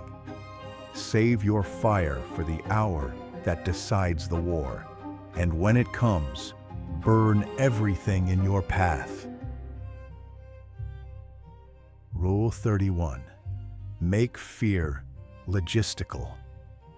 Fear was as constant on the steppe as wind. Temüjin did not pretend it could be eliminated. He managed it like supplies. Before battle, he checked his riders' weapons, their horses, their rations, and their nerves. Fear, he said, was to be rationed, enough to keep a man alert, not enough to freeze him. He rode among his soldiers the night before combat, speaking plainly, naming what awaited them, turning their dread into readiness. By dawn, the fear was not gone, but packed neatly into discipline. The trick was never to let fear surprise you, to treat it as another resource to be organized, measured, and carried efficiently. Most of us waste fear. We either hoard it until it crushes us, or we spend it recklessly until nothing remains for the moments that truly require caution. Fear, like food or sleep, needs scheduling. When it's ignored, it leaks. When it's managed, it becomes instinct, sharpened to precision. The heart races, the senses expand, and you are wide awake in the truth of the moment. That is its purpose, to warn, to ready, not to rule. Make your fear logistical by accounting for it before any important act. Presentation, confrontation, leap into the unknown. Sit with the fear. Write it out. Number its components. Prepare your provisions for each. What can be anticipated? What can be controlled? What must simply be endured? Turn the fog into a list, and you reduce its size. Temüjin's scouts mapped not only the terrain, but the danger. You can do the same with your mind. Then, once the planning is done, use the adrenaline. Channel it into movement. The pulse that once made you stutter can make you swift. The breath that once trembled can steady your aim. Remember that every great act carries fear at its edges. The absence of it often means you are still inside the camp. Courage is not lack of fear. It is logistics, the art of placing fear where it serves you best. On the step, the Khan kept fear in his saddlebags, beside the tools and the maps. He unpacked it when he needed to see more clearly, to move more carefully, to sharpen the senses that comfort dulls. Treat your fear the same way, not as a curse, but as a ration to be managed. Measure it, use it, and never let it spoil. Rule 32. Keep reserves. When Temüjin rode to war, he never sent every horse, every man, or every arrow. Behind the front lines, always hidden from sight, waited a reserve. Fresh riders, untouched mounts, unspent supplies. These unseen forces were not luxury. They were insurance. When the enemy overcommitted, believing the battle won, the reserves would surge forward and end it. Victories were not earned solely by the charge, but by what remained afterward. The Khan knew that the difference between survival and ruin is often measured in what you still have when others have given everything. Reserves are not weakness, they are wisdom. In a world that celebrates exhaustion as virtue, the man who holds something back appears timid until everyone else collapses. You are not meant to run at full speed forever. The body burns out, the mind frays, the heart hardens. Strength that cannot sustain itself is simply a slower form of failure. To endure, you must learn the art of deliberate underuse, of saving breath for the sprint at the end, of keeping enough calm to act while others panic. Keep reserves in all things that matter. In energy, stop before fatigue turns to resentment. In time, end your day with minutes still yours, not yet spent on noise. In money, save enough to buy freedom from poor choices. In emotion, love deeply, but not so recklessly that you cannot recover. In skill, hold back knowledge until it matures into mastery, not mere display. These reserves are not hoarding, they are preparation. They make you dependable when others are running on fumes. Temüjin's genius was patience disguised as ferocity. He attacked like fire, but planned like winter. You must learn to do the same. Let others show all their cards, all their strength, all their secrets in the first round. You stay silent and stalked. When the crisis comes, you will move with the power of someone who still has something left to give. The empire is not built by those who burn out in glory. It is built by those who plan to be alive tomorrow. The rider who finishes the journey is the one who paced his horse, rationed his water, and kept a handful of arrows for the last hill. That's not caution. That's conquest stretched across time. Keep reserves, not to hold back your life, but to make it last long enough to win the battles that truly matter. Rule 33. Choose enemies. Temüjin never fought every rival he met. The step was too wide and the days too short. He chose his enemies like a craftsman chooses his tools, with precision. Some were necessary to harden his people, to unify tribes, to give his army purpose. Others he ignored, letting wind and winter finish what he didn't need to touch. He understood that each battle has a cost in lives, supplies, and focus, and that even victory can impoverish the victor. The art of war is not only to strike, but to discern which blows are worth throwing. In life, most people waste their strength on skirmishes that prove nothing. They fight to defend opinions, to preserve pride, to correct insults from those who cannot harm them. They spend their days reacting instead of advancing. Every argument, every feud, every act of revenge is a battle. Ask yourself before you enter it, what is the prize? If the only reward is the satisfaction of being right, you have already lost. Choose enemies that improve you. Compete against the problem, not the person. Challenge yourself with tasks that expose your weaknesses instead of opponents who merely flatter your strengths. A worthy enemy forces you to sharpen your blade, rethink your plans, evolve.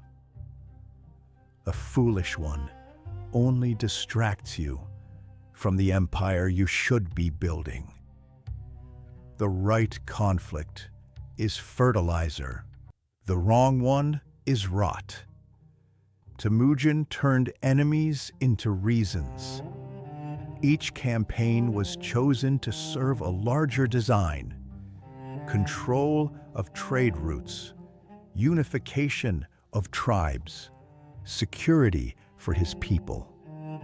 Behind every act of destruction was construction. He did not fight to prove his rage. He fought to secure the horizon. Do the same. Ask whether the war you are entering feeds your mission or your ego. And remember, sometimes the best way to win a war is to deny it oxygen. Let small men shout into emptiness. Let pettiness die of neglect. You cannot conquer the world if you stop to answer every bark along the road. Your time and energy are armies. Deploy them only where victory changes the map. Temüjin's greatness was not in how many enemies he defeated, but in how few he needed to fight. Rule 34. Build a network of eyes and ears. Temüjin never rode blind. Before his armies appeared on any horizon, his scouts had already mapped the terrain, counted the enemy, assessed their morale, and identified their weaknesses. He built a network of informants so vast that merchants, traders, defectors, and captured soldiers all became his eyes. Information flowed to him like tributaries to a river, constantly from every direction. He knew what his enemies were planning before they did, because while they talked in their war rooms, his people were listening in the shadows. Most people operate in darkness of their own making. They ignore feedback, dismiss warnings, and assume they know enough. They make decisions based on outdated information or wishful thinking. They are blind generals leading blind armies into battles they could have avoided. Temüjin refused to accept ignorance as inevitable. He treated information as a resource to be cultivated, harvested, and weaponized. To build your own network, you must first become someone worth reporting to. If you punish messengers for bad news, people will stop bringing you truth. If you ignore intelligence, people will stop gathering it. Temüjin rewarded those who brought him accurate information, even when it contradicted his assumptions. He created a culture where truth was valued over flattery, where seeing clearly mattered more than seeing what was comfortable. Your network doesn't need to be vast. It needs to be reliable. Identify the people who are positioned to see what you cannot. Customers who use your product daily. Employees on the ground floor. Competitors, former staff, industry observers. Ask questions. Listen more than you speak. Cross-reference sources. Temüjin never trusted a single scout's report. He waited for corroboration, for patterns to emerge from multiple sources. Then act on what you learn. Information unused is information wasted. Temüjin's genius was not only in gathering intelligence, but in converting it into strategy faster than his enemies could react. The gap between knowing and doing is where most people fail. Build your eyes and ears. Listen to what they tell you. And move before your competition realizes what you've seen. Blindness is a choice. Choose to see. Rule 35. Signal simply. Repeat relentlessly. Temüjin commanded armies that stretched across horizons. Soldiers who spoke different languages, came from different tribes, carried different traditions. Chaos was the default. So he made his signals brutally simple. Flags that could be seen from miles away. Drums that carried clear rhythms. Orders strict to their essence. Advance. Hold. Retreat. Flake. Every soldier knew exactly what each signal meant because they had drilled it 1,000 times. Complexity kills armies. Simplicity keeps them alive. Most people overcomplicate their communication. They bury the essential point in elaboration, nuance, and qualification. They say things once and assume it was heard, understood, and remembered. Then they are shocked when nothing happens. Temüjin knew that in the noise of battle or the chaos of daily life, only the clearest signals survive. If your message requires perfect conditions to be understood, it will be misunderstood. To signal simply, strip your communication to the core.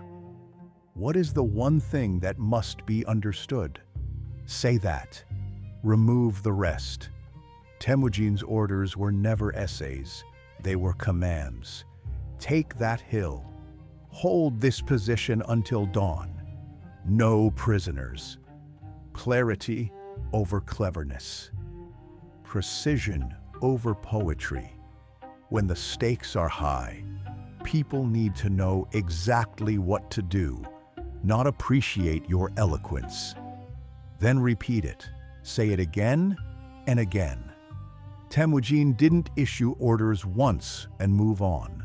He repeated them until they became reflex.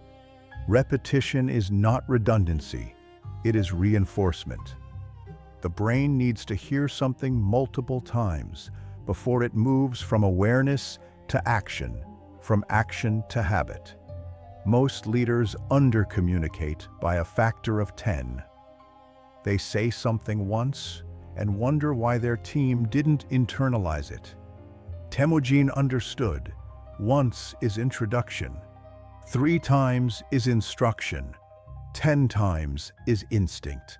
The step was loud with wind, distance, and the thunder of hooves. Only the simplest signals cut through. Your world is no different, filled with distractions, competing priorities, noise. If you want to be heard, be simple. If you want to be remembered, repeat. Say less, say it clearly, and say it until your people can recite it in their sleep. That is how orders become culture, and culture becomes unstoppable. Rule 36. Enforce few rules ruthlessly. Temüjin's law code, the Yasa, was not 1,000 pages of regulation. It was a handful of non-negotiables.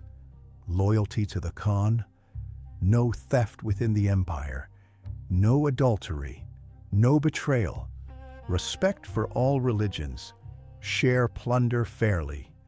That was it. But those few rules were enforced with absolute consistency and severity. Break them, and the consequences were swift and public. Everyone knew the rules. Everyone knew the cost of breaking them. This created order without bureaucracy, discipline without micromanagement. Most organizations drown in rules. They create policies for every contingency, regulations for every edge case, procedures that cover every possible scenario. The result is paralysis. People spend more time navigating the rulebook than doing the work. Enforcement becomes inconsistent because there are too many rules to track. Temüjin understood that a few rules, brutally enforced, create more order than 1,000 rules, casually ignored. To apply this, identify your non-negotiables. What are the 3 to 5 principles that, if violated, would destroy everything you're building? These are your Yasa. For Temüjin, it was loyalty, honesty in trade, and unity of purpose. For you, it might be integrity, excellence, and respect. Whatever they are, make them explicit. Write them down. Communicate them relentlessly. Then enforce them without exception. The moment you allow a violation to slide, the rule dies. Temüjin did not make excuses for high performers who broke the code, or show mercy to friends who betrayed trust. The law applied to everyone, always. This consistency created trust. People knew where they stood. They knew that if they followed the rules, they were safe, and if they broke them, there were consequences. Predictability breeds stability. Everything else can be flexible. Outside your non-negotiables, allow autonomy, experimentation, adaptation. Temüjin didn't care how his generals won battles, as long as they won. He didn't regulate every detail of camp life, as long as the core principles held. Few rules, enforced ruthlessly, create space for initiative within boundaries. Many rules, inconsistently enforced, create confusion and resentment. Choose few. Enforce them like your empire depends on it, because it does.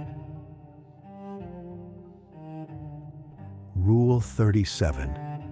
Punish predictably, swiftly, impersonally. When someone broke Temüjin's law, justice came fast. There was no waiting, no drawn-out deliberation, no ambiguity. The punishment was known in advance. Betrayal meant death.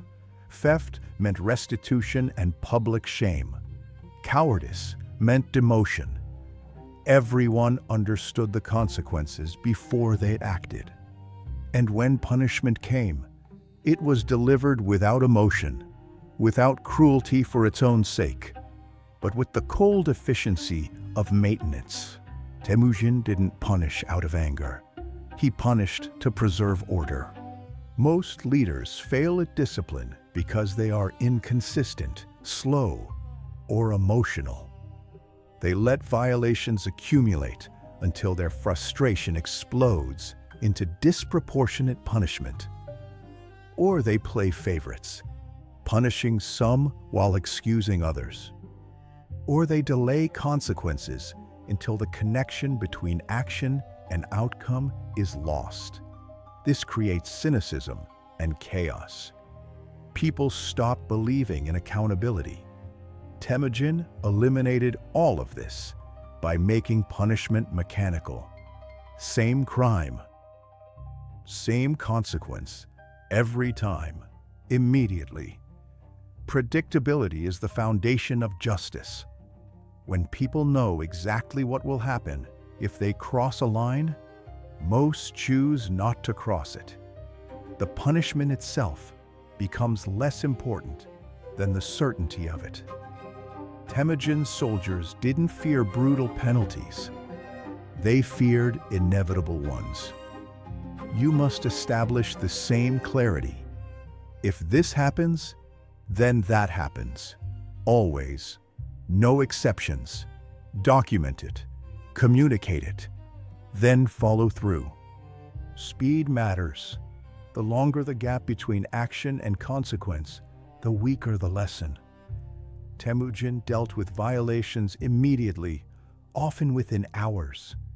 Modern organizations can take weeks or months, by which time the transgressor has moved on, the team has lost faith, and the victim has suffered in silence. Fast justice protects the culture. Slow justice corrodes it.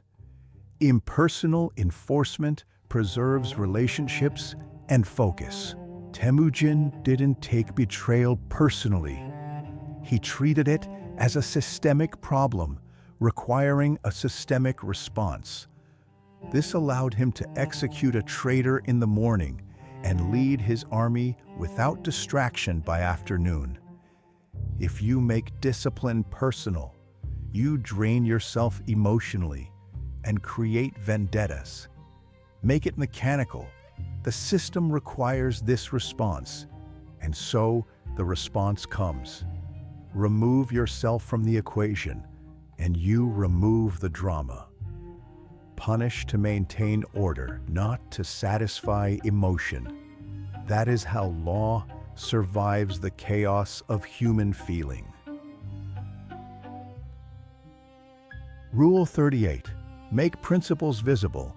Reward in daylight. Correct with dignity. Temüjin understood theater.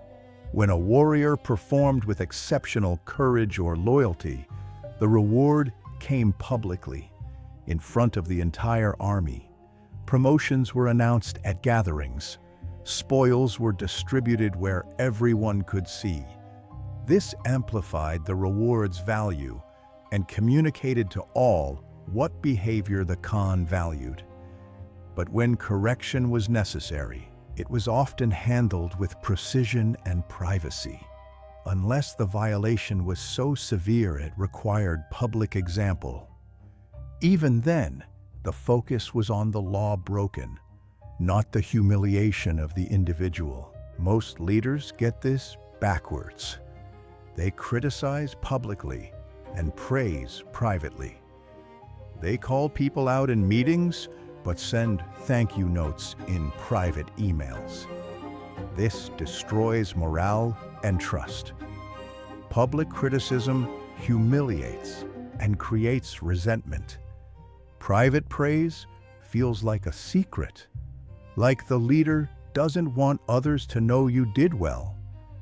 Temüjin flipped this. Let people see what excellence looks like and handle most failures with dignity intact. To make principles visible. Reward where everyone can see. When someone embodies your values, say it out loud. Promote them, feature them, celebrate them. This isn't about flattery, it's about teaching. Every public reward, is a lesson to the entire organization about what matters. Temüjin's army learned what courage looked like by watching who got elevated. Your team will learn what excellence means by watching who you reward. Correction, however, should usually preserve dignity. Pull someone aside. Have the hard conversation privately. Give them a chance to fix it before it becomes a public matter. Most failures are not betrayals. They're mistakes, misjudgments, or gaps in skill. These can be corrected without shame. Temüjin knew that a warrior corrected with dignity often became more loyal than before, grateful that his honor was protected.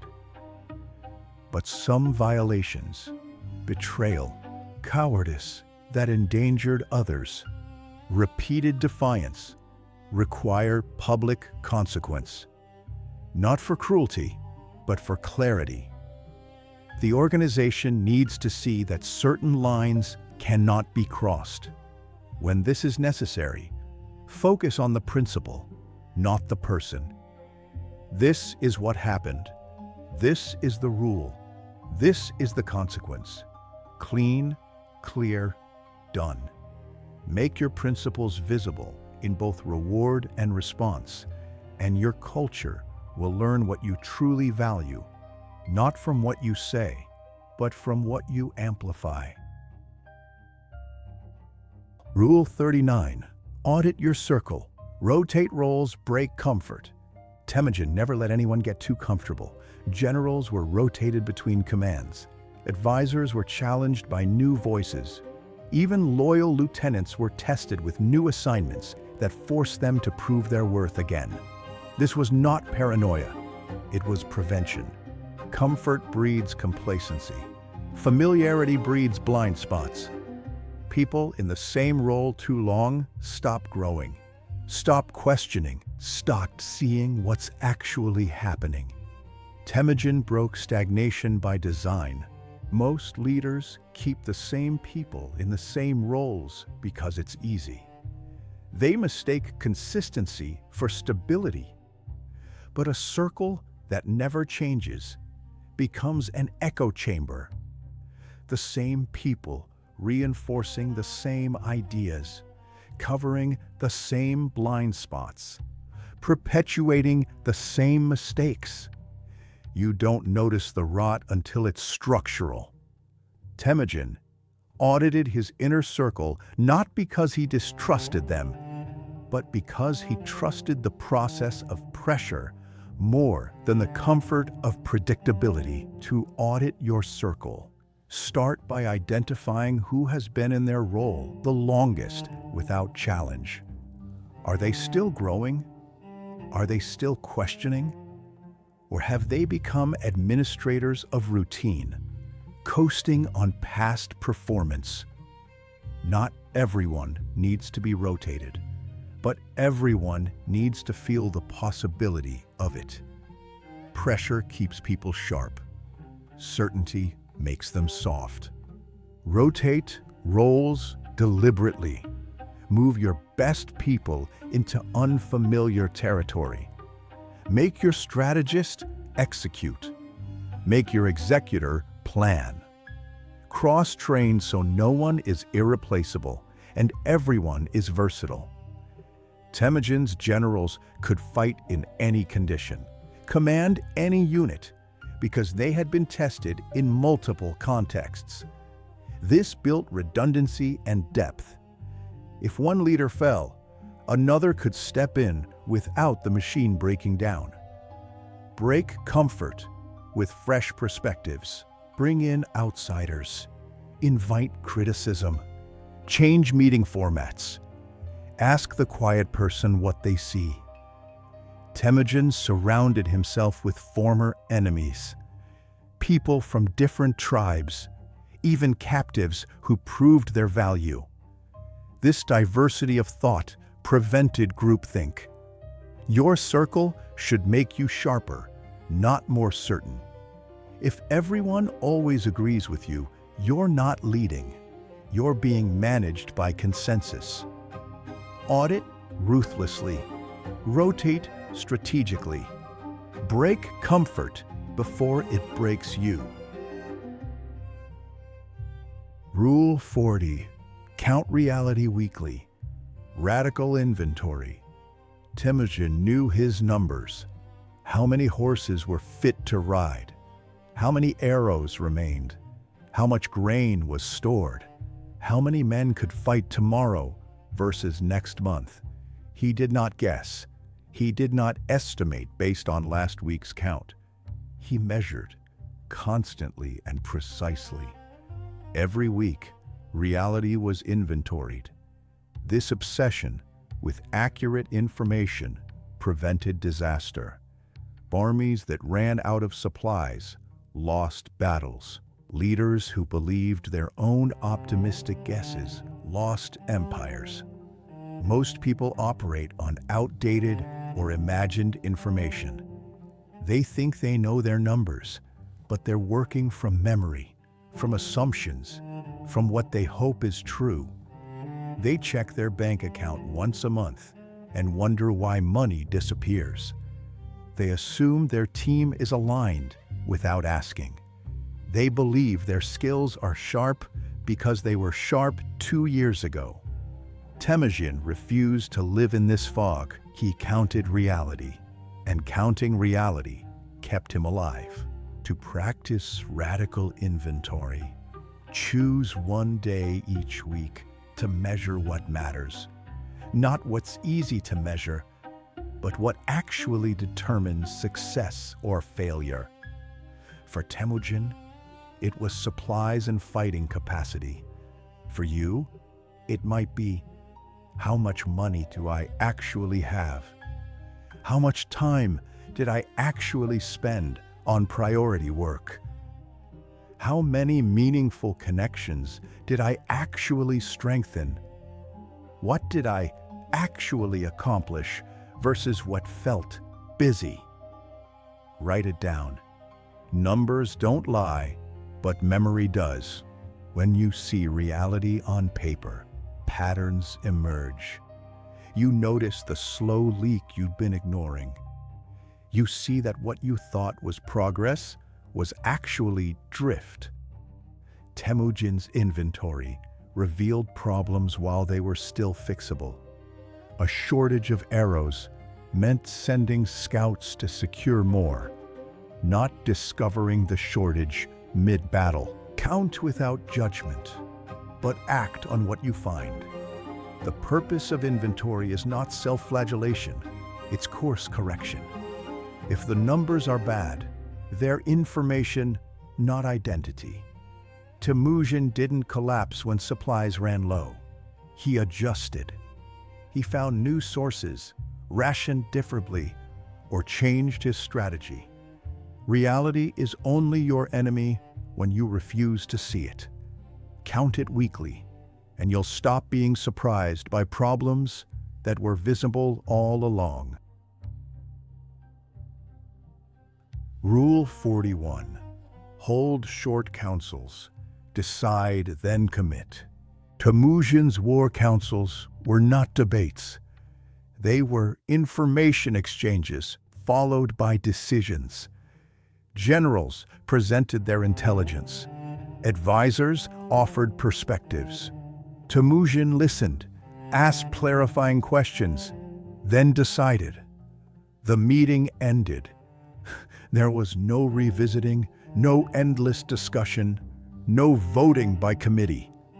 Once the decision was made, everyone committed, even those who had argued against it. Unity of action mattered more than unanimity of opinion. Most organizations waste their strength in meetings.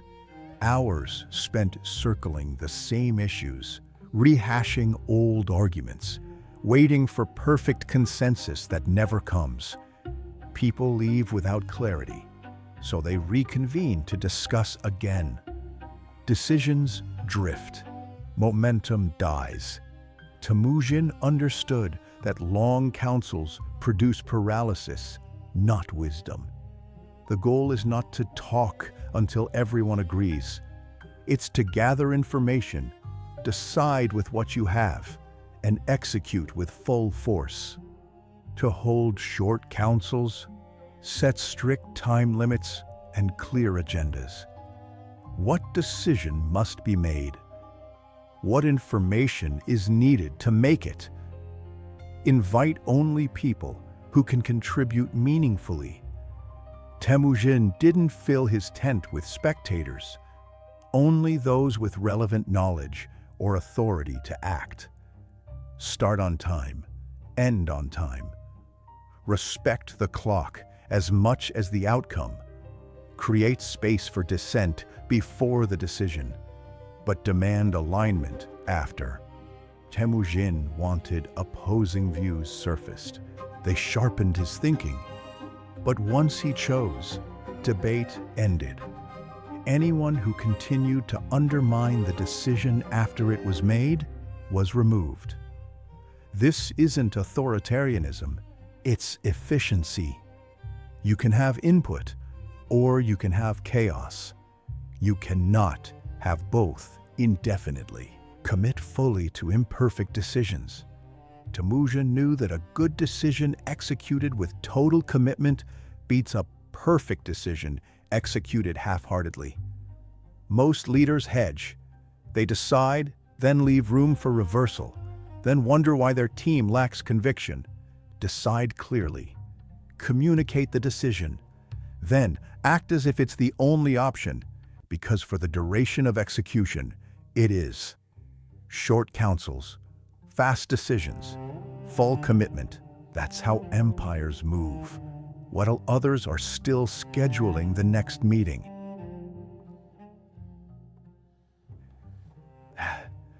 Rule 42. Protect messengers. Safeguard bad news. Temüjin never killed the messenger. In fact, he rewarded those who brought him bad news quickly and accurately. He understood that leaders who punish bearers of unwelcome information create a culture of silence. People learn to hide problems, delay reports, or sugarcoat reality until it's too late to respond. Temüjin wanted to know when things went wrong, immediately, completely, without filter. So he made it safe to tell him. Most leaders say they want honesty, then react poorly when they get it. They shoot the messenger with anger, defensiveness, or dismissal. After a few incidents, people learn, don't bring problems to the boss. Only bring solutions. Only bring good news. The result is a leader surrounded by optimistic fiction while reality deteriorates unseen. By the time the truth can no longer be hidden, the situation is catastrophic. To protect messengers, control your reaction. When someone brings you bad news, your first response sets the tone for every future report. Thank them. Ask clarifying questions. Focus on the problem, not the person who revealed it. Temüjin would say, "You did right to tell me immediately." This signal to everyone. Speed and honesty are rewarded, not punished. Separate the message from the messenger. Often, the person telling you about the problem didn't cause it. They're just the first to see it. If you conflate the two, you incentivize blindness. Temüjin distinguished between scouts reporting enemy movement and generals who let the enemy get too close. One brought information, the other failed in duty. Reward the former. Address the latter separately. Create channels for bad news to surface quickly. Temüjin had scouts who reported directly to him, bypassing layers of command when necessary. In your context, this might mean skip-level meetings, anonymous feedback systems, or direct access for frontline employees. The goal is to ensure that reality reaches you before it becomes crisis. Protect your messengers, and you'll see problems while they're still manageable. Punish them, and you'll go blind, just when you need sight most. And you'll go blind, just when you need sight most. Attention and gathering the management determines effect. Temüjin defined the mission: conquer this territory, secure that trade route, defeat this enemy. But he rarely dictated the method.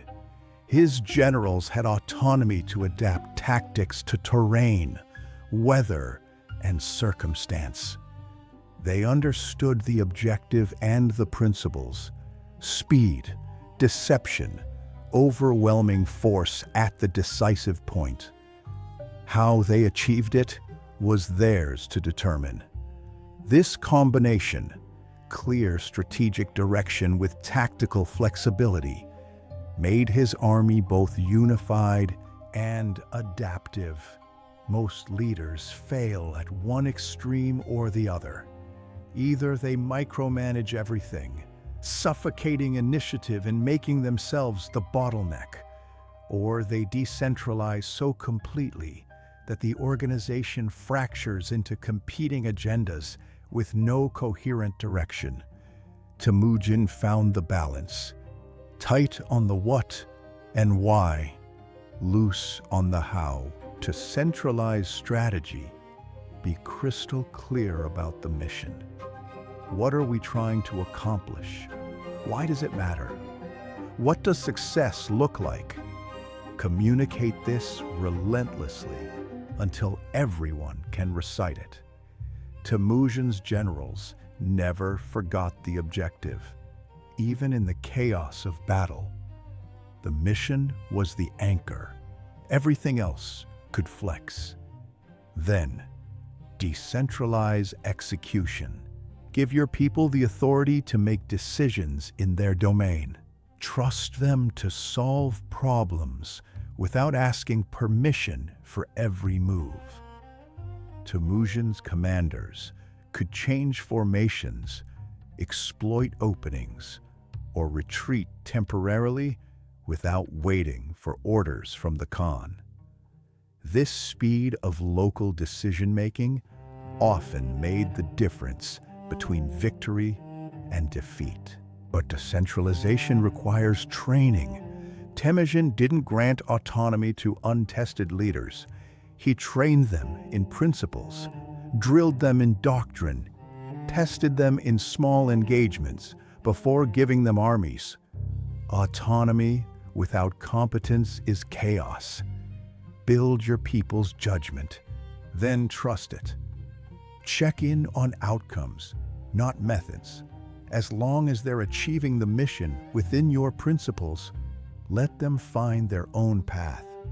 Centralize the goal, decentralize the execution. This creates an organization that thinks like one, but moves like many. Rule 44. Assume worst case. Never rely on luck.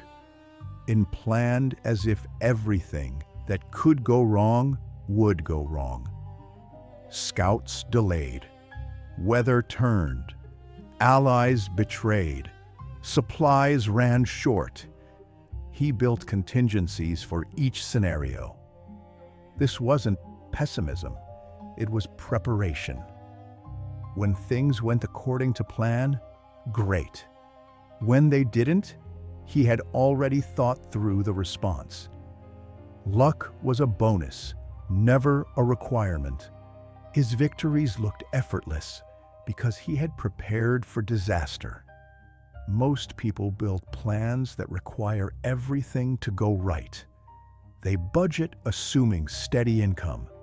They schedule assuming no delays. They trust assuming no betrayal. Then life happens. The unexpected, the unfair, the unlikely, and their entire structure collapses. They call it bad luck. Temüjin would call it bad planning. To assume worst case, ask, what's the failure mode? For every key dependency in your plan, identify what happens if it breaks. If this person quits, can the project continue? If this income stream dries up, can you survive? If this technology fails, do you have a backup?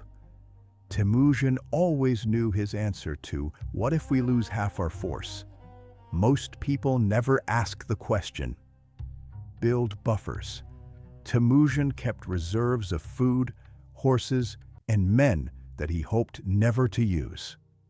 These reserves were insurance. Modern life requires the same. Emergency funds, backup skills, redundant systems, margin in your schedule. Buffers feel like waste until the day they save you.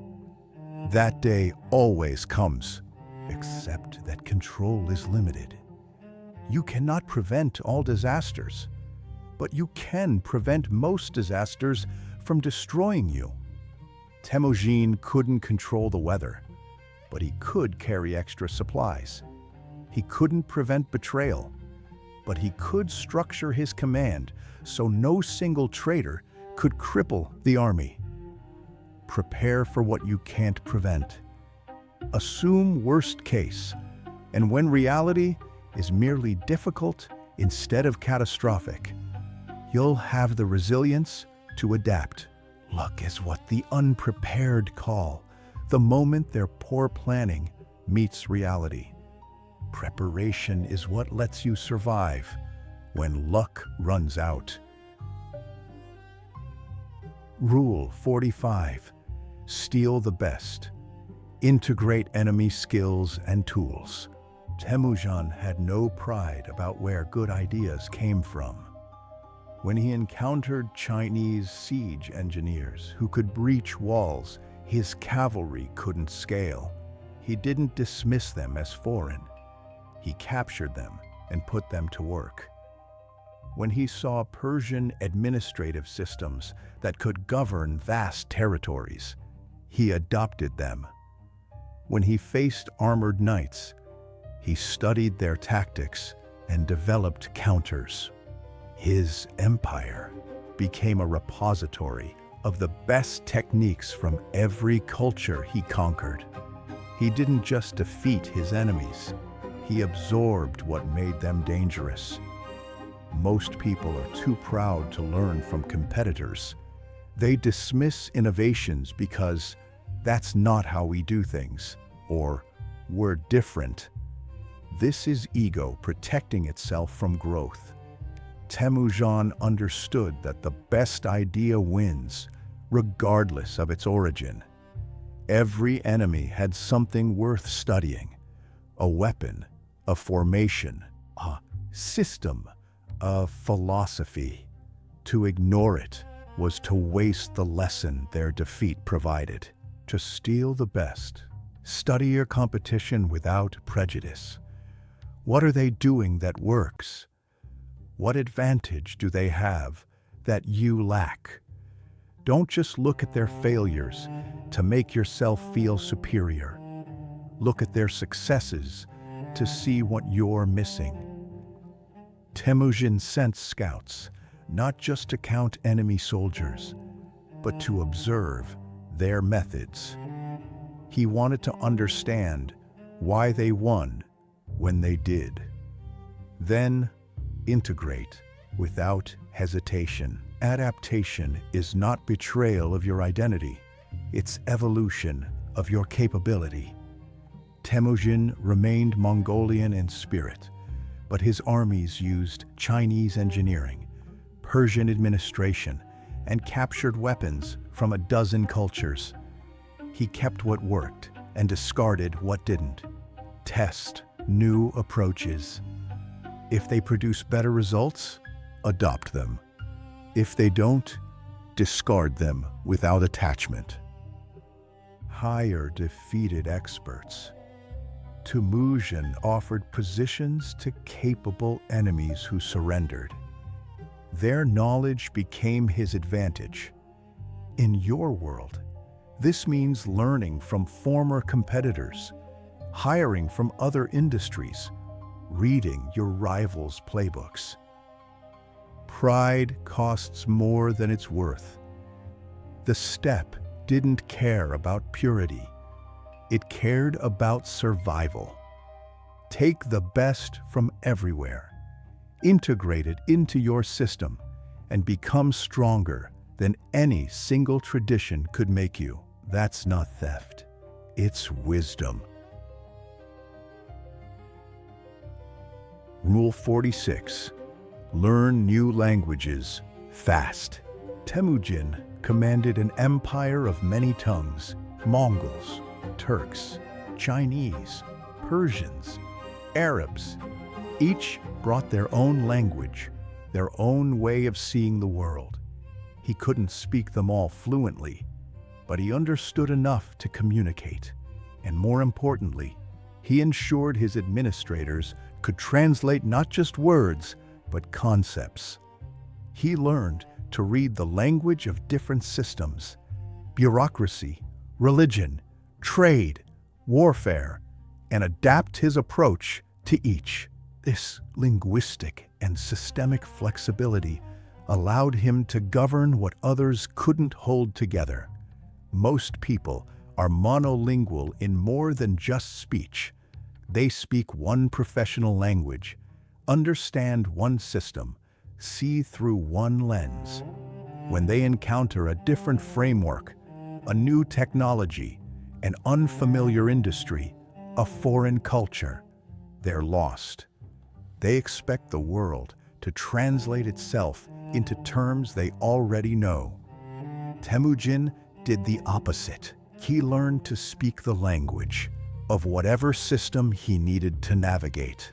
To learn new languages quickly, start with pattern recognition. Every system has its logic, its rules, its vocabulary. You don't need to master every detail.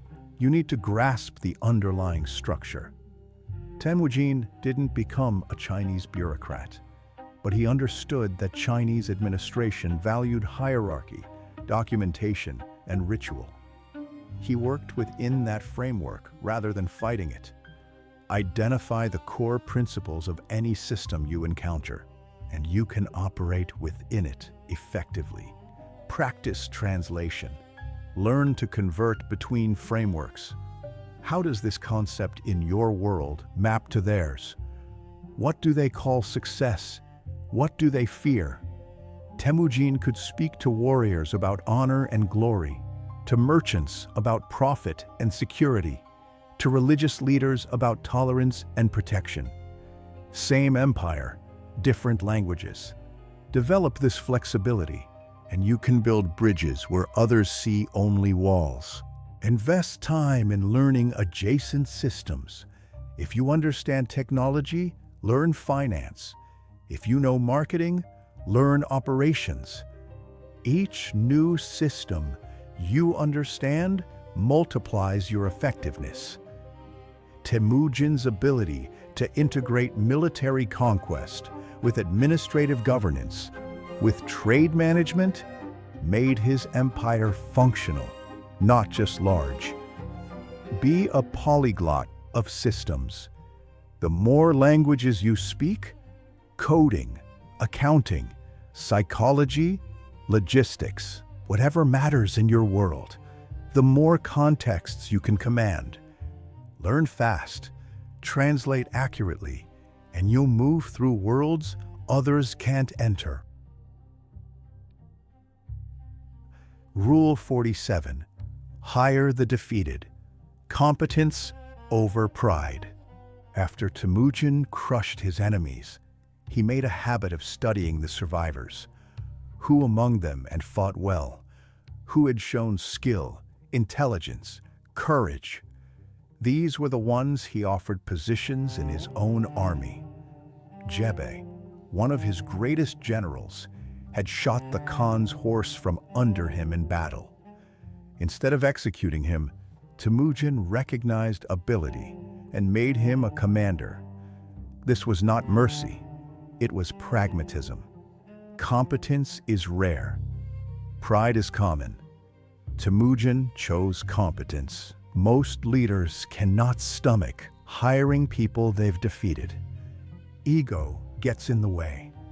They want to punish, to humiliate, to prove their superiority. Or they fear that the defeated will betray them, so they eliminate potential threats.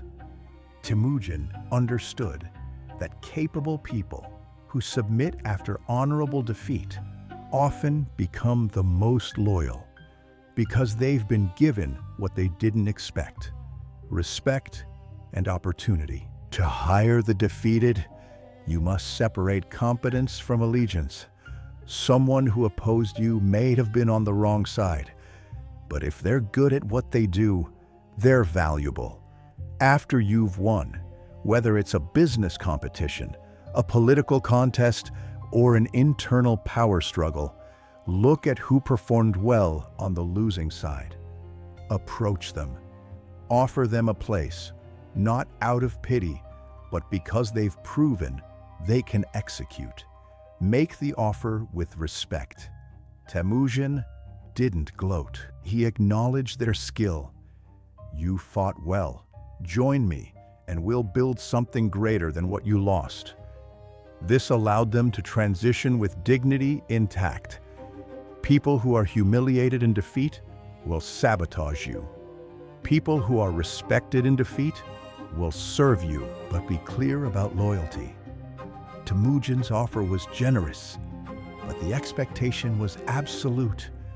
You're with me now, completely, or you're gone. No divided loyalties, no lingering resentments.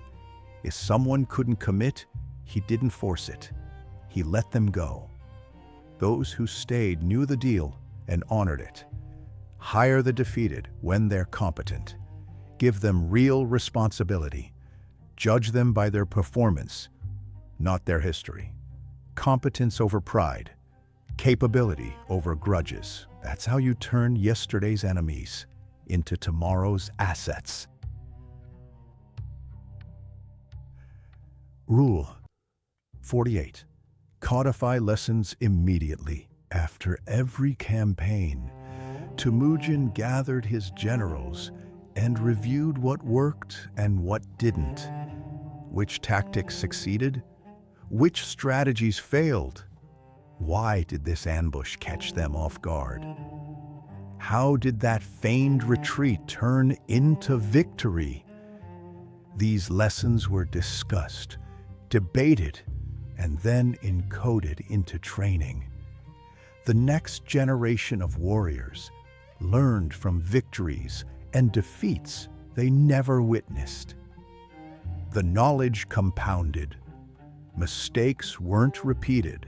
Successes became doctrine. Most people waste their experience. They go through something difficult, learn a painful lesson, then forget it 6 months later and make the same mistake again. Or they succeed and can't explain why, so they can't replicate it. Experience without codification is just expensive nostalgia. Temüjin refused to pay for the same lesson twice. He turned experience into transmissible knowledge immediately, while the details were fresh and the emotions still carried weight. To codify lessons, create a capture system. After significant events, a project's completion, a deal's success or failure, a major mistake, sit down within 48 hours and write down what you learned. Not vague reflections, but specific, actionable insights. We underestimated the timeline by 30% because we didn't account for revision cycles. This approach worked because we involved the end user early. Be precise. Share these lessons with your team. Temüjin's generals learned from each other's campaigns, not just their own. Create a culture where people expect postmortems or analyzing what happened is standard practice, not punishment. The goal isn't blame. It's better performance next time. Frame it as organizational learning, and people will contribute honestly. Update your processes based on what you learn. Codification without implementation is just documentation. If you learned that your planning process consistently underestimates time, build in a buffer. If you discovered a technique that accelerates results, make it standard practice. Temüjin didn't just record lessons. He changed how his army operated based on them. Knowledge unused is knowledge wasted. Capture it, share it, implement it, and watch as your organization stops repeating mistakes and starts compounding wisdom. Rule 49. Kill sacred cows. Be method agnostic. Temüjin inherited a steppe culture with deep traditions. Tribal loyalty, blood feuds, rigid hierarchies based on ancestry. Many of these traditions were obstacles to unity and efficiency. So he killed them. He promoted by merit, not bloodline. He ended tribal feuds by decree. He integrated enemies his culture said he should exterminate. People called him a heretic. He called it survival. Sacred cows, traditions honored beyond reason, had to die so the empire could live. Most people are enslaved by how we've always done it. They cling to methods that no longer serve because those methods feel like identity. Challenge the process, and you challenge them personally. So the outdated persists, the inefficient compounds, and the organization calcifies. Temüjin had no patience for this. If a tradition helped, he kept it. If it hindered, he discarded it. He was method agnostic, loyal to outcomes, not processes. To kill your sacred cows, first identify them. What are you doing simply because it's always been done? What practice continues not because it works, but because questioning it feels like betrayal? These are your sacred cows. Write them down. Then ask, if we were starting from scratch today, would we design it this way?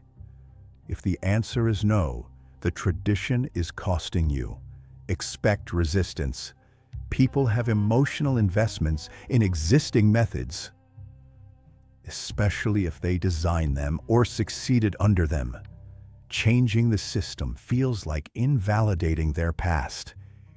Temüjin addressed this by honoring people while changing the method. What you built served its time well. Now we need something different. Respect the past, but don't be imprisoned by it. Replace tradition with principle. Temüjin didn't abandon all structure.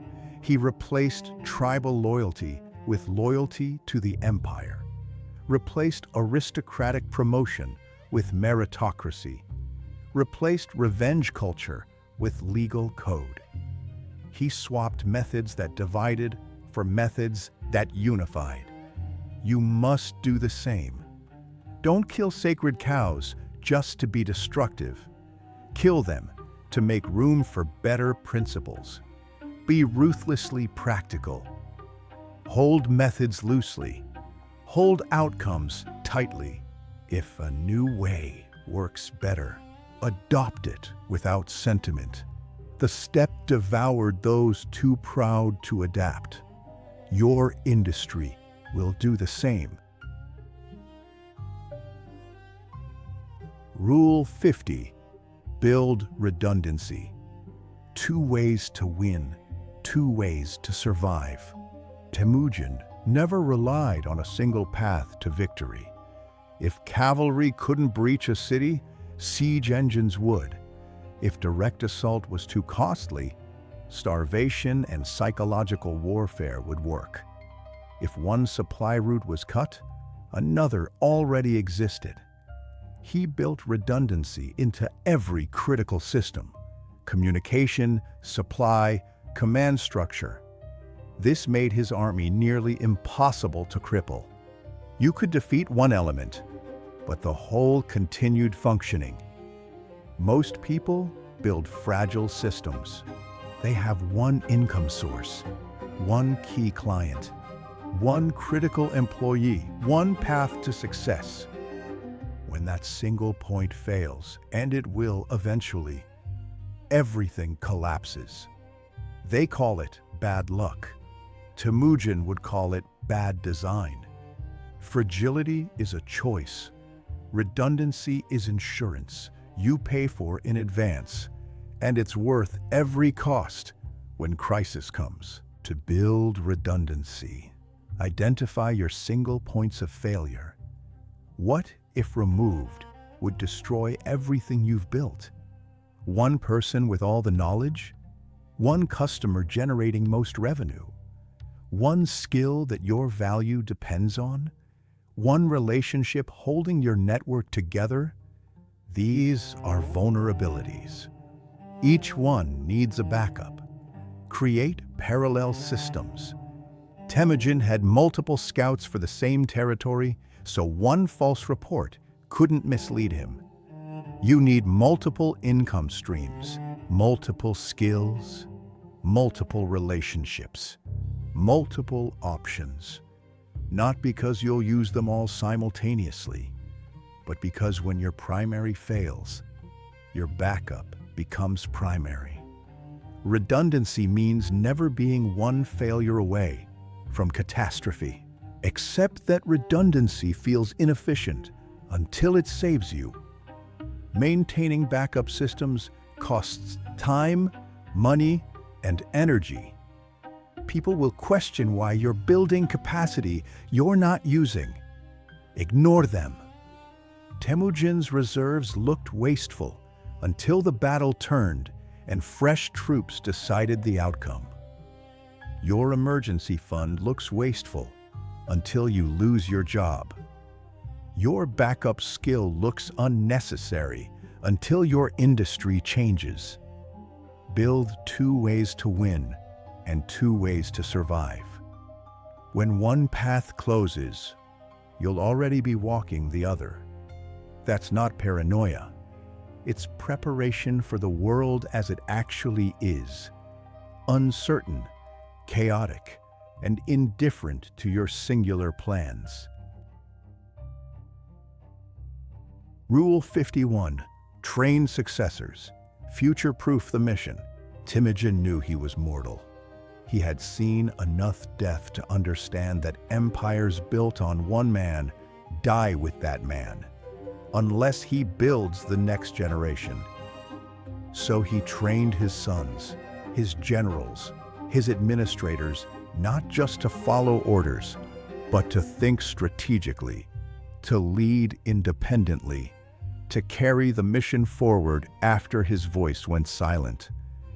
He gave them real responsibility early, let them make mistakes while he could still correct them, and ensured that his principles were embedded in their minds deeper than his name. Most leaders hoard knowledge and authority until it's too late. They tell themselves they'll train someone when the time is right. But the time never feels right, because training successors means confronting mortality and relinquishing control. So they hold on until crisis forces a transition, and the unprepared inherit chaos. Temüjin refused this fate.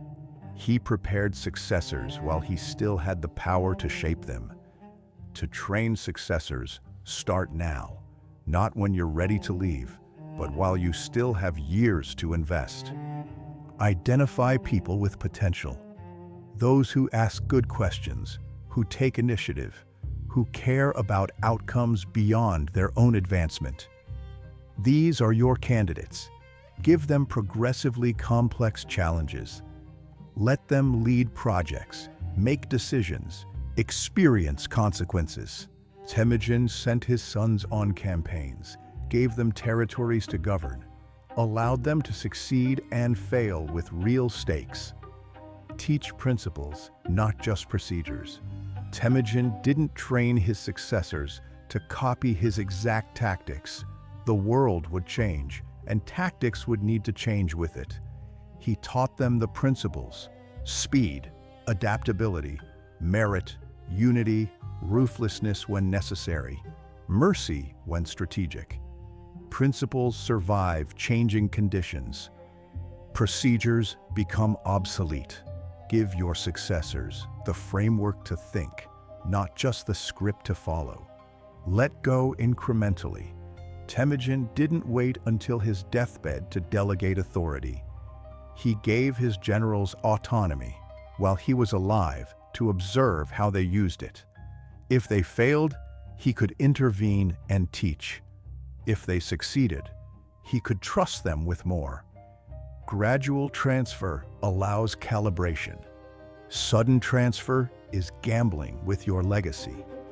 Start handing off responsibilities now. Watch how they're handled. Adjust your training based on what you see. The mission must outlive you. If everything you build dies when you do, you've built nothing. You've been nothing more than a high-performing employee of your own life. Temüjin built an empire that continued for generations because he built the people who would sustain it. Train successors as if your life's work depends on them, because it does. Your name will fade. Your mission, carried by people you trained well, can endure forever. Rule 52. Rehearse catastrophe. Black swan drills. Temüjin regularly rehearsed disaster. He would simulate scenarios. The enemy flanks us from the north. What do we do? Supply lines are cut for 2 weeks. How do we survive? Half our commanders are killed in the first hour. Who takes command? His generals had to think through these scenarios and develop responses before they were in the chaos of actual crisis. When disaster struck, and it did, they had already practiced their response. Fear was reduced. Decision speed increased. Catastrophe became just another problem with a predetermined solution.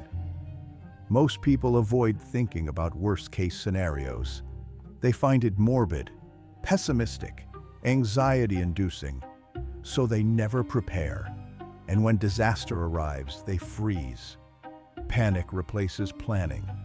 Improvisation replaces rehearsed response. Temüjin understood that catastrophe is inevitable over a long enough timeline. The question isn't if, but when. Rehearsing catastrophe doesn't attract it, it defangs it. To rehearse catastrophe, schedule regular scenario drills.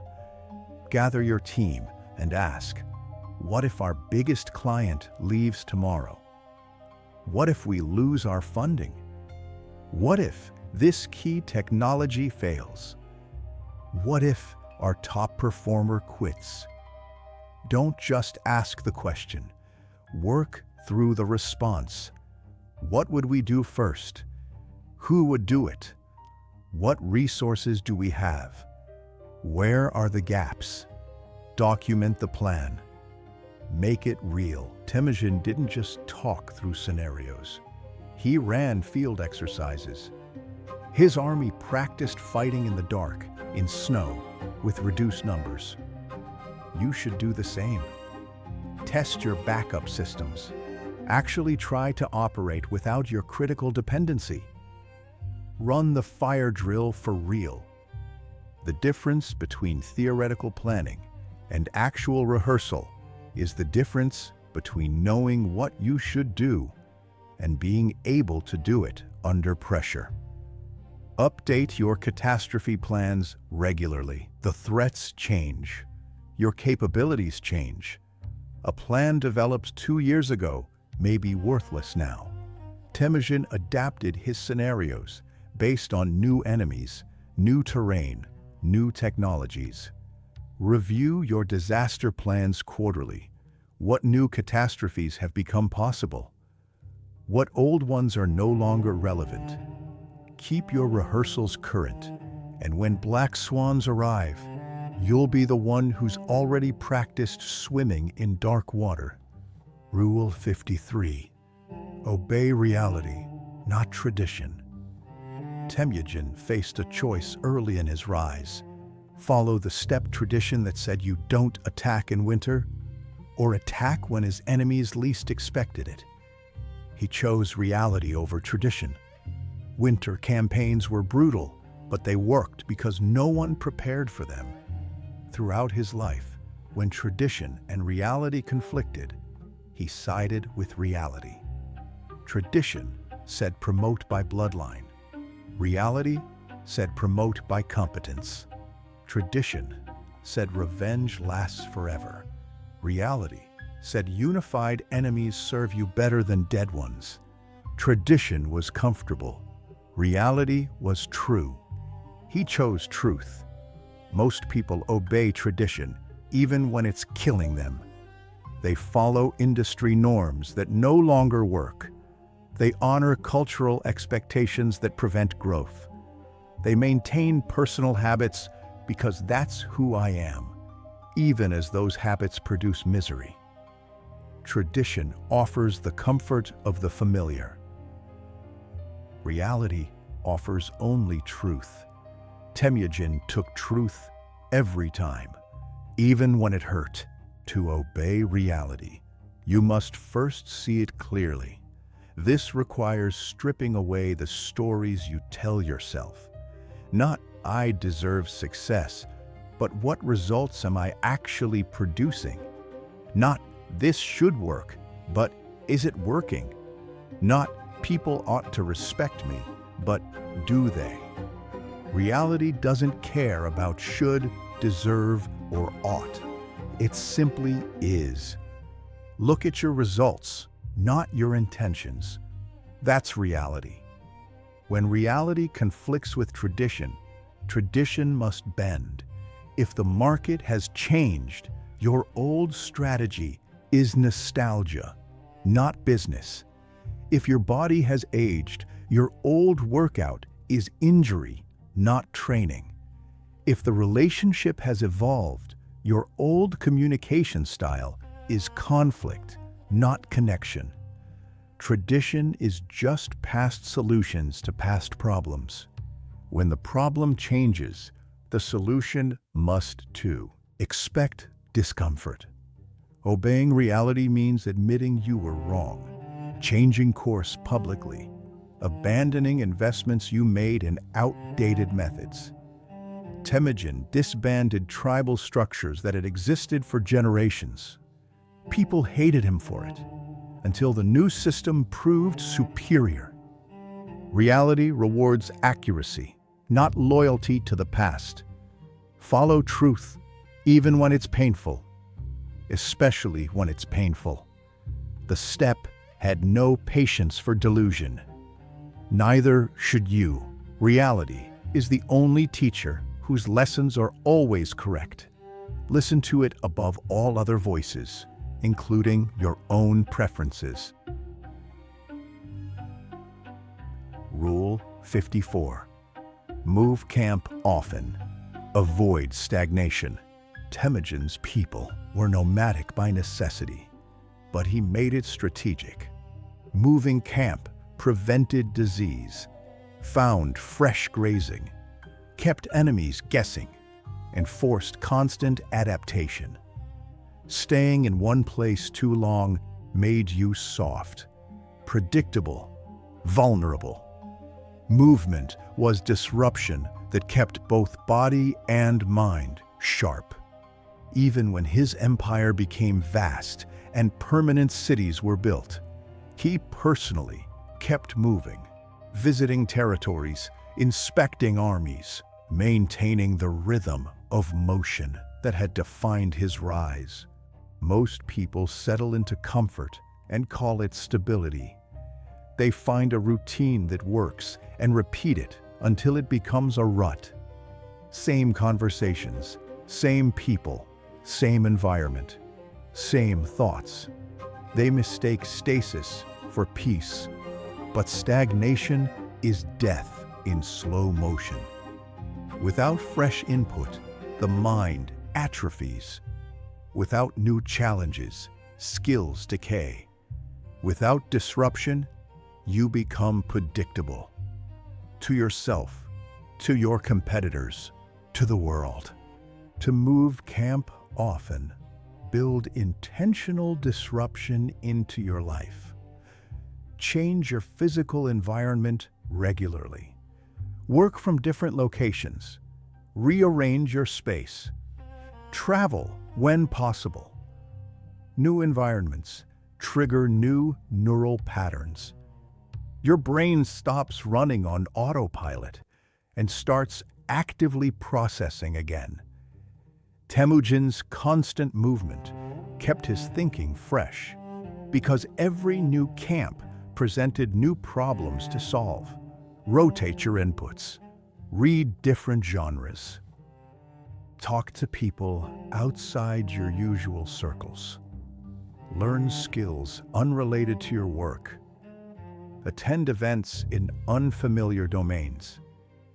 Every new input is grazing for your mind.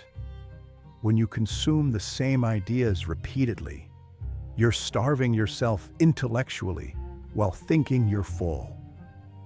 Temüjin integrated ideas from every culture he encountered because he refused to feed only on step wisdom. Change your routines before they calcify. If you've been following the same schedule for 6 months, disrupt it. Wake at a different time. Exercise differently. Take a new route. The content of the routine matters less than the act of changing it. Variation builds adaptability. Temüjin's army could fight in any condition because they never stayed in one condition long enough to become dependent on it. Move camp often, physically, intellectually, socially. Stagnation is comfortable. Movement is alive. Choose alive.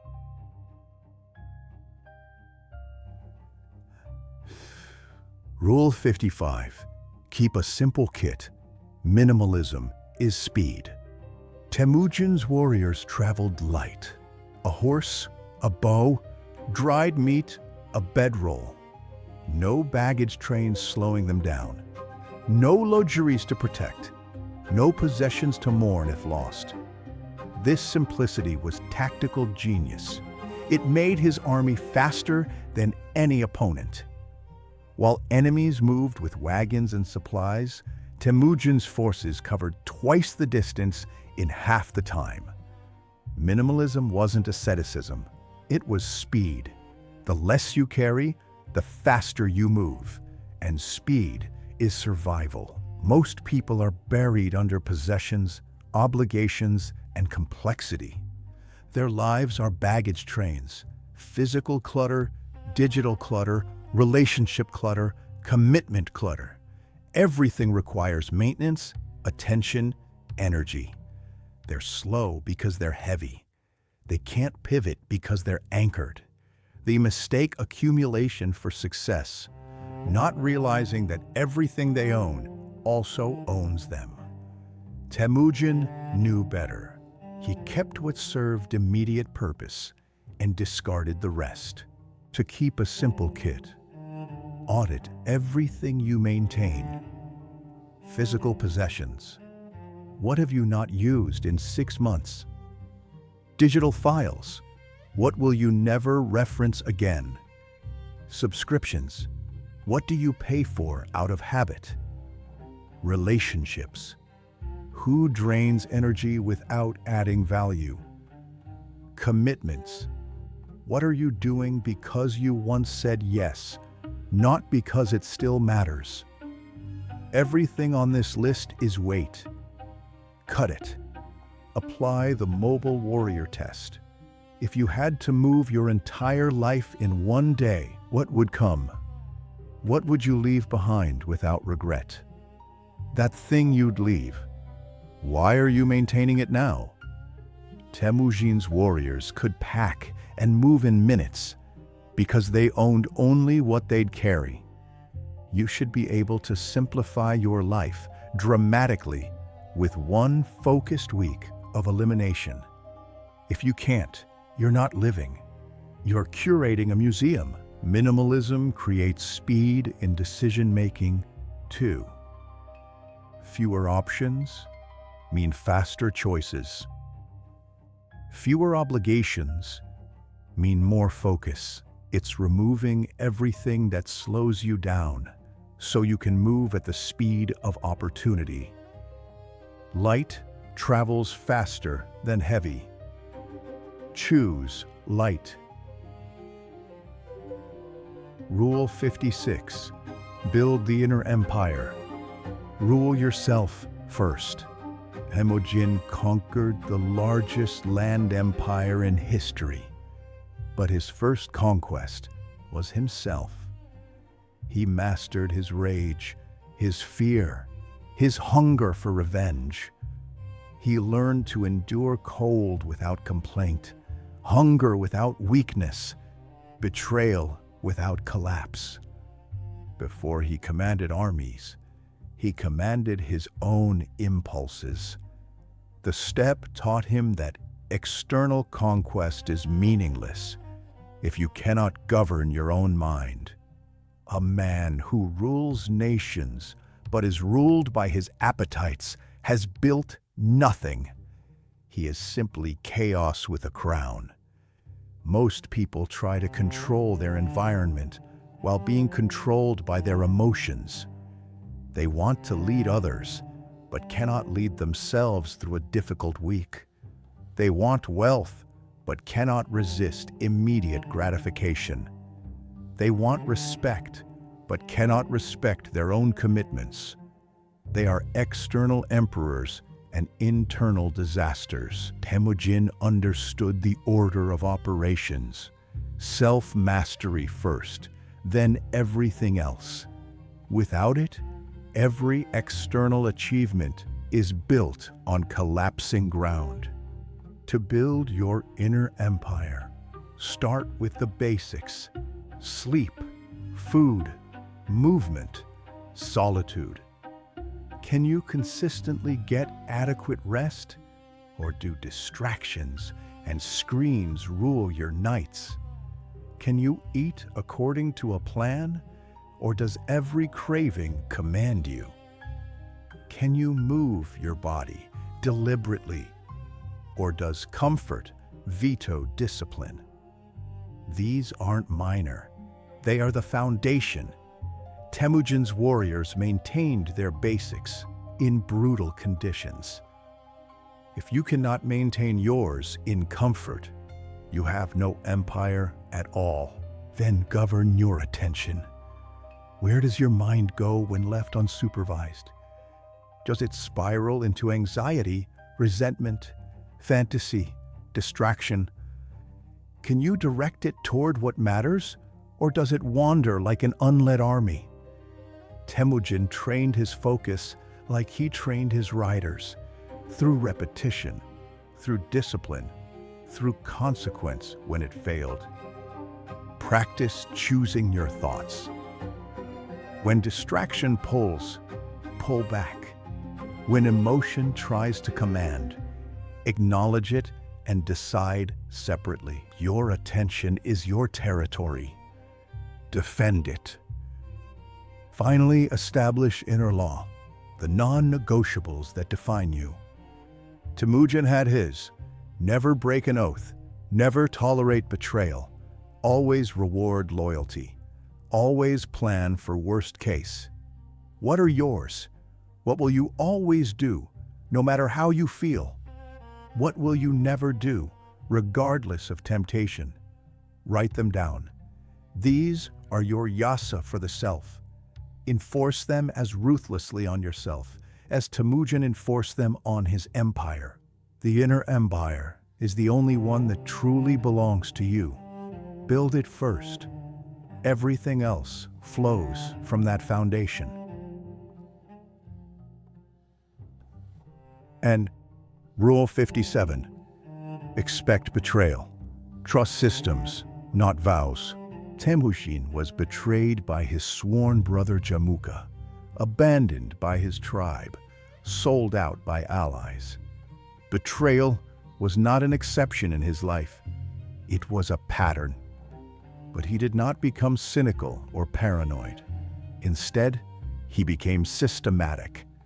He built structures that functioned even when individuals proved disloyal. He created incentives where loyalty was more profitable than betrayal. He established surveillance where trust was necessary. He didn't trust people to be good. He trusted systems to make good behavior rational. Most people operate on faith. They trust people because they've made promises, because they seem sincere, because we have history. Then they're shocked when those people act in self-interest. Temüjin was never shocked. He assumed that anyone could betray under the right conditions. So he designed conditions where betrayal was costly and loyalty was rewarded. This wasn't darkness, it was realism. People respond to incentives more reliably than to oaths. To expect betrayal without becoming paranoid. Separate trust from verification. You can work with someone, even care about them, while still checking their work. You can delegate authority while maintaining oversight. Temüjin trusted his generals to execute missions, but scouts reported back independently. Trust wasn't blind. It was conditional and monitored. This protected both parties. The loyal had nothing to hide, and the disloyal had nowhere to hide it. Build systems that survive betrayal.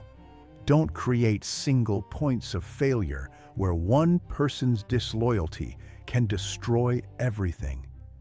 Temüjin structured command so that no single general could take the army with him. No single administrator controlled all revenue. No single scout provided all intelligence. Redundancy, cross-checks, and distributed authority meant betrayal was containable, not catastrophic. Design your systems the same way. When betrayal comes, and it will, respond systematically, not emotionally. Temüjin didn't rage.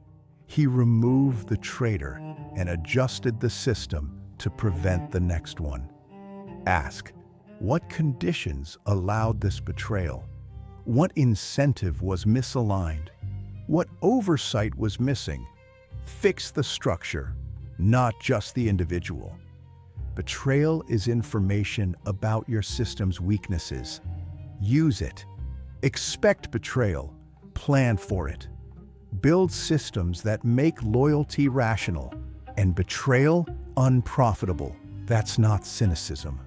It's architecture that survives human nature. Rule 58.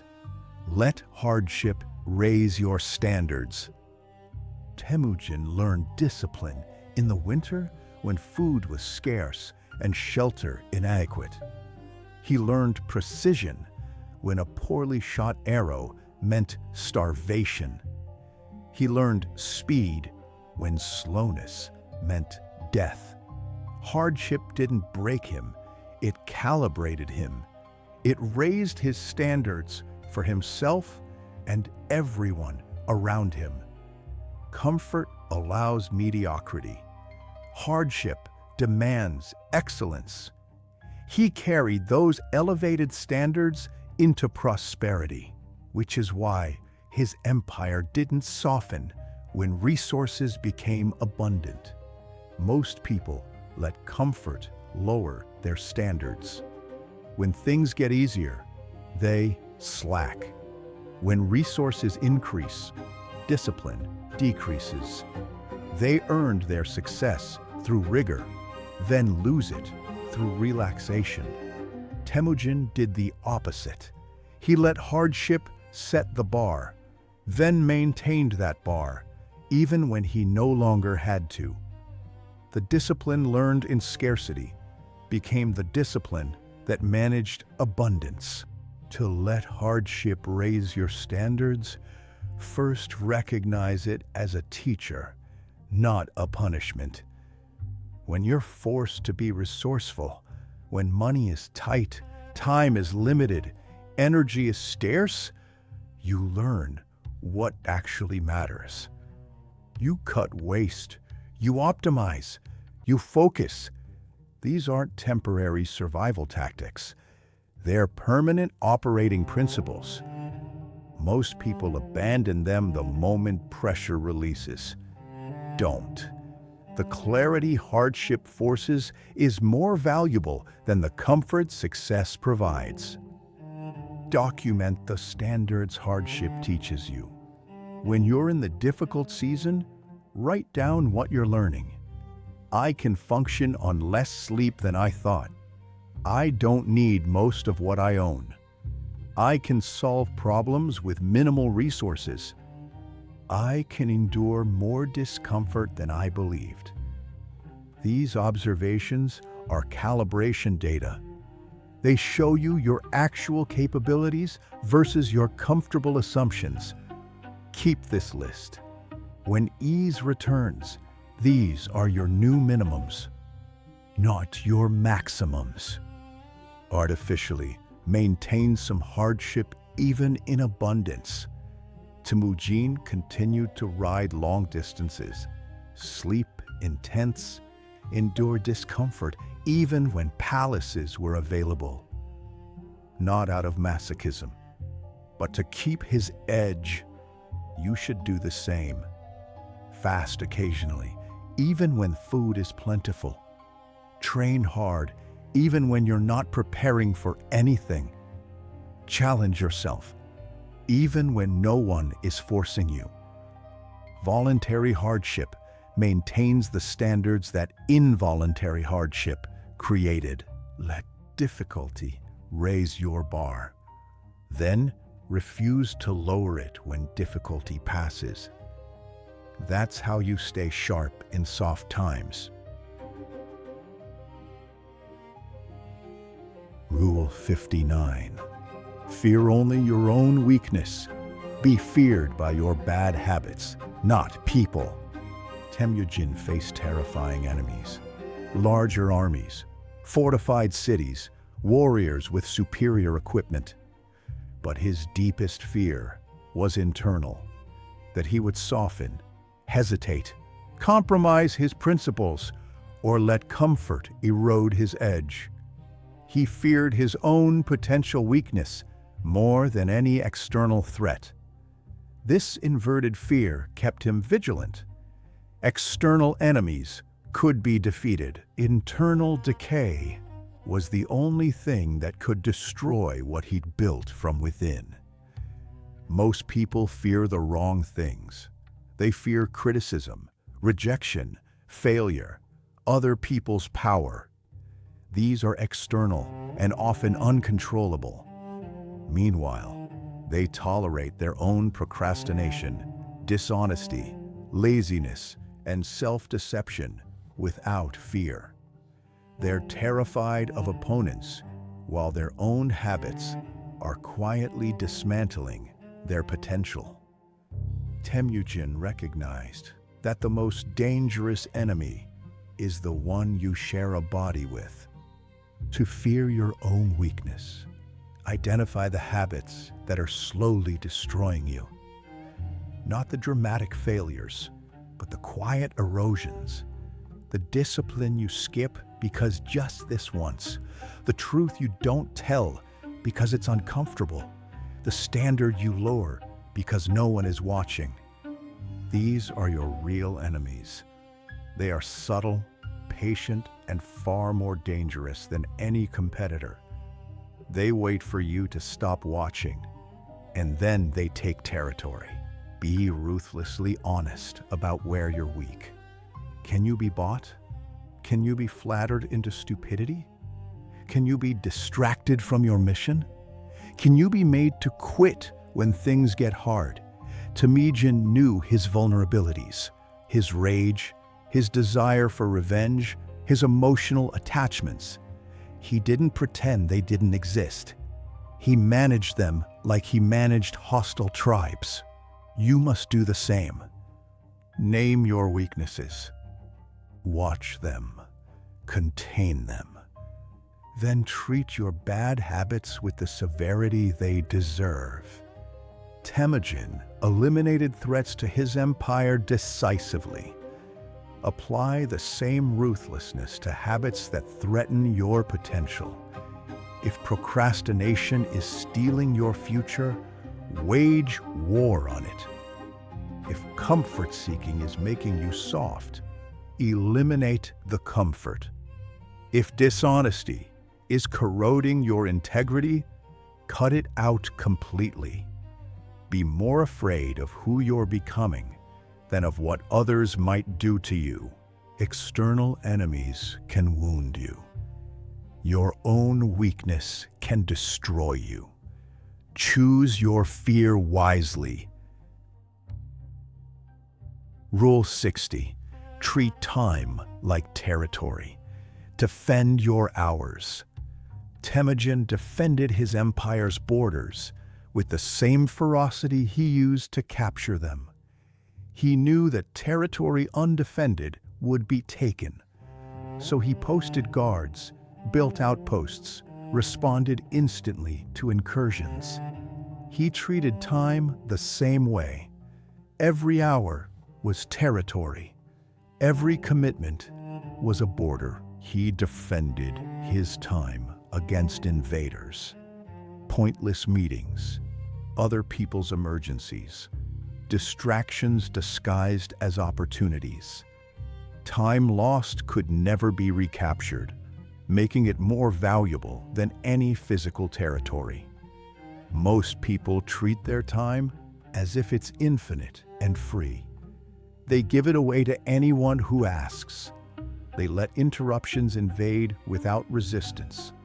They spend hours on activities they'd never defend as important.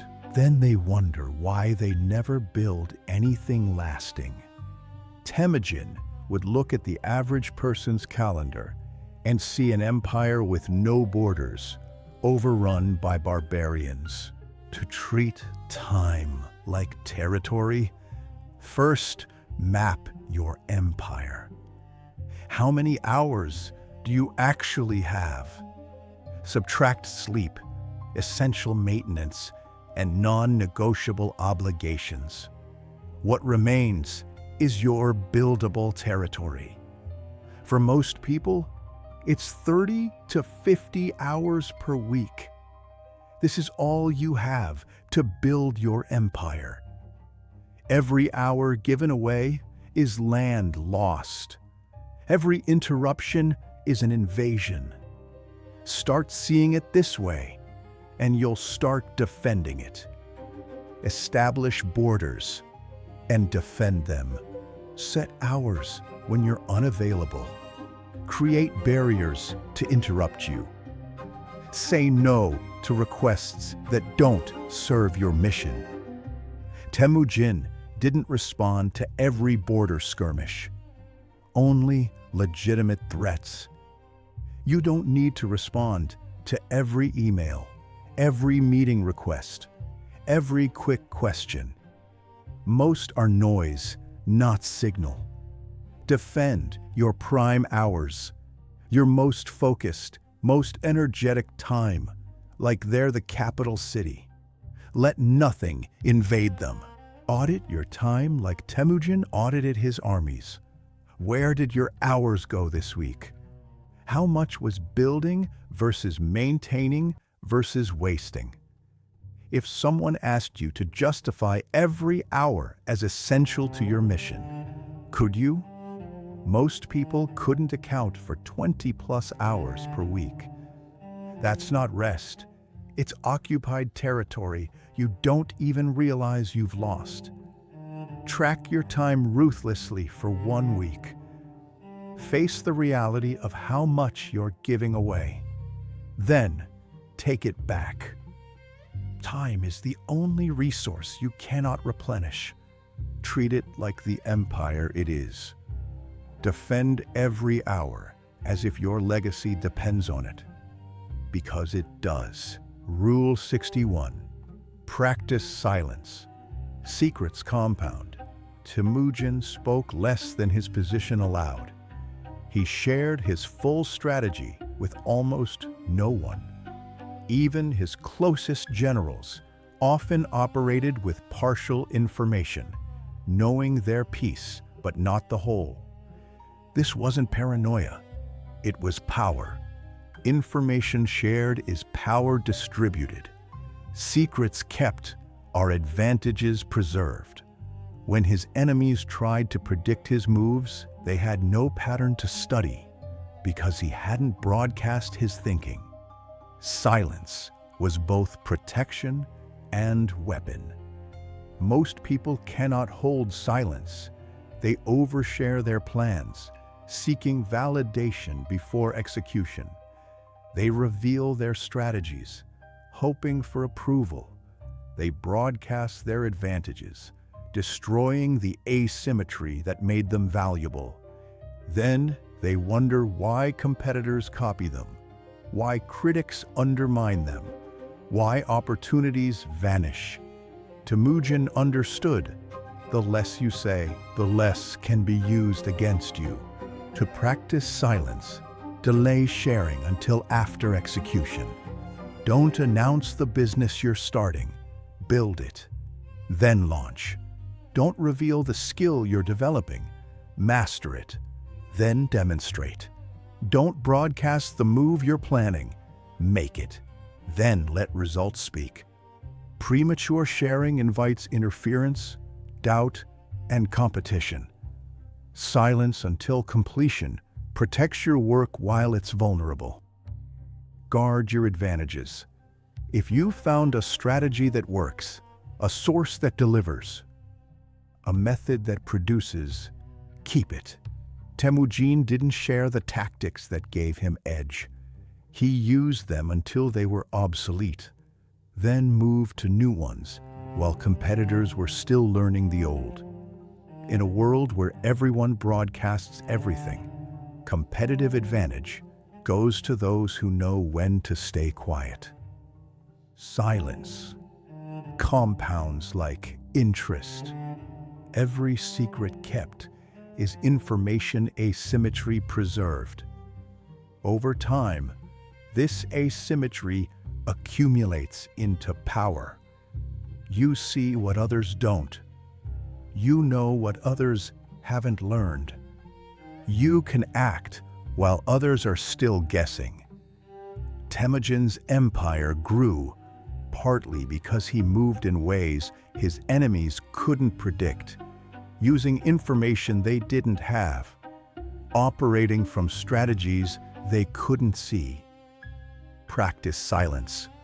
Let your results be louder than your words. Speak less. Conceal more.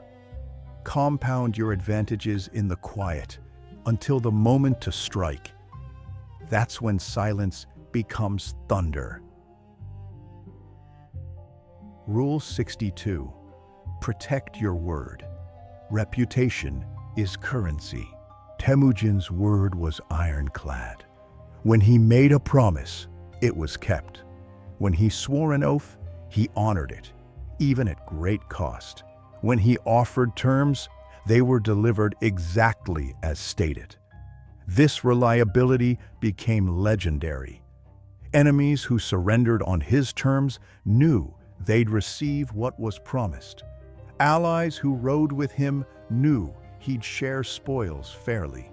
His word became currency more valuable than gold because it was scarce and never debased. In a world of broken promises, his reliability was power. Most people treat their word carelessly. They make commitments they don't keep, promises they forget, agreements they renegotiate when convenient. Each broken word devalues their currency. Over time, no one believes them. They have to overpromise to get anyone to act, then underdeliver because they overpromised. They create a spiral of declining trust until their word means nothing. Temüjin refused this degradation. He understood that reputation is the only asset you carry everywhere. To protect your word, speak less and mean it more. Before you commit, pause. Can you actually deliver this? Will you still honor it when it's inconvenient? If the answer is uncertain, don't promise. Say maybe, or I need to think about it instead. Temüjin didn't make commitments lightly, which made the ones he did make absolute. Your word should be rare enough to be valuable and reliable enough to be trusted. When you do commit, deliver exactly what you said. No less, no more. Under-delivery breaks trust. Over-delivery sounds generous, but it can actually undermine you if it becomes expected. Temüjin promised fair distribution of spoils and delivered it precisely. Not more out of generosity, not less out of greed. Exactly what was promised. This precision made him predictable in the best way. People knew what to expect, and they got it. Be precise, be consistent, be reliable. When you can't keep your word, and sometimes you can't, address it immediately and directly. Don't let broken commitments sit in silence, hoping they'll be forgotten. Temüjin would send messengers to renegotiate terms if circumstances changed, but always before the deadline, always with explanation. Take responsibility, offer alternatives, maintain the relationship. Even when you can't maintain the original commitment, your reputation survives broken promises better than it survives silent abandonment. The step was vast, and Temüjin couldn't police every agreement personally. His word did it for him. Tribes across thousands of miles honored deals with him because his reputation preceded him. Your reputation does the same. It's working for or against you in rooms you'll never enter, in conversations you'll never hear. Protect it like you protect your life. Make your word worth something by keeping it sacred. In a world where most people's promises are worthless, yours will be currency that opens every door. Rule 63. Draw your line. Non-negotiables define you. Temüjin had lines he would not cross, and lines others could not cross with him. Betrayal of oath? Death. Always. No exceptions. Theft within the empire? Severe punishment. Immediately. Cowardice that endangered others? Demotion or execution. These weren't arbitrary. They were the foundation of everything he built. They were known, publicized, enforced without mercy. Everyone understood exactly where the line was. This clarity created safety for those inside the line and terror for those who crossed it. Most people have no clear lines. They compromise on everything, adjust their principles based on convenience, blur their boundaries until nothing is certain. They say they value integrity, but lie when it's easier. They claim loyalty matters, but excuse betrayal. They declare standards, but don't enforce them. Without lines, there is no self, just a collection of reactions to whatever pressure is currently applied. Temüjin knew that identity is defined by what you refuse to compromise. To draw your line, identify your non-negotiables. What will you never do, regardless of reward? What will you always do, regardless of cost? What behaviors from others will you never tolerate? Write these down. These are not aspirations, they are laws. For Temüjin, never break an oath, never tolerate betrayal, never accept incompetence in critical positions. Always share spoils fairly. What are yours? Communicate your lines clearly. Don't let people discover your boundaries by crossing them. Temüjin made his laws public before anyone could violate them. Tell people what matters to you, what you won't accept, where they stand. This isn't aggression, it's clarity. People respect clear boundaries more than vague ones. They may not like your lines, but they'll know where they are, and that reduces conflict. Enforce your lines? Absolutely. The first time you make an exception, the line disappears. Temüjin executed even close allies for betrayal, because the line was the line. This seems harsh until you realize that inconsistency is crueler. It makes people guess, creates favorites, destroys trust. If the line exists, defend it. If you're not willing to defend it, it was never a real line, just a preference. Real lines don't move. They define the shape of your life and filter everything that tries to enter it. You are not defined by what you claim to believe. You are defined by what you refuse to compromise. Temüjin's empire was built on a few absolute principles, enforced without exception. Your life will be defined the same way, not by your flexible values, but by your non-negotiable lines. Draw them, defend them. Let them shape you into something clear, consistent, and unmistakable. Rule 64. Face death daily. Memento mori on the steppe. Temüjin lived with death as a constant companion. On the steppe, winters killed, starvation killed, enemies killed, animals killed, disease killed. Death was not an abstraction, it was the neighbor everyone knew. This proximity to mortality clarified everything. Petty concerns vanished. Urgent truths emerged. He knew his time was finite and brutally limited, so he spent it building what mattered. Every decision was made with the awareness that there might not be another season, another year, another chance. Most people live as if they're immortal. They waste decades on things that don't matter. Delay what's important. Avoid hard conversations because there's always time later. Then they're shocked when time runs out. Temüjin never had that luxury. Death was too close to ignore, so life had to mean something immediately, not eventually. The nearness of death made him ferociously alive. To face death daily, build a practice of mortality awareness, not morbid obsession, but honest reckoning. Each morning, acknowledge, you might not see tomorrow. This isn't pessimism, it's truth. The steppe taught Temüjin that survival is never guaranteed. Your comfortable life hasn't changed that fact. It's just hidden it. Uncover it.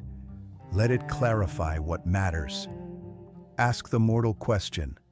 If you had 1 year left, what would you stop doing immediately? What would you start? Who would you reconcile with? what would you finally say? Now ask, why are you waiting? Temüjin didn't build his empire assuming he had decades. He built it as if every season might be his last. This urgency is clarifying. It burns away the trivial and reveals the essential. Use death as a filter for decisions. When you're considering whether to take an opportunity, endure a conflict, or maintain a relationship, ask, from my deathbed, which choice will I wish I made? That question cuts through noise instantly. Temüjin used mortality to prioritize, build the empire, secure his people, establish lasting law. Everything else was distraction. Your priorities will clarify the same way when you remember you're mortal. The stepp's harshness was also its gift. It made death undeniable. An undeniable death made life precious. You live in comfort that lets you forget. Don't. Face death daily, not to be paralyzed by fear, but to be galvanized by urgency. You have limited time. Spend it building something that justifies the cost of a life. Temüjin did. You can too. But only if you remember that the clock is always running. Rule 65. Exit with intention. Leave before decay. Temüjin knew when campaigns had run their course. He knew when generals had aged past effectiveness. He knew when strategies had become obsolete. And he removed them, not out of cruelty, but out of necessity. Everything has a life cycle. The leader who cannot recognize when something should end will ride it into decay, then wonder why collapse followed glory. Temüjin exited situations, removed people, and abandoned methods before they rotted from within. Most people stay too long.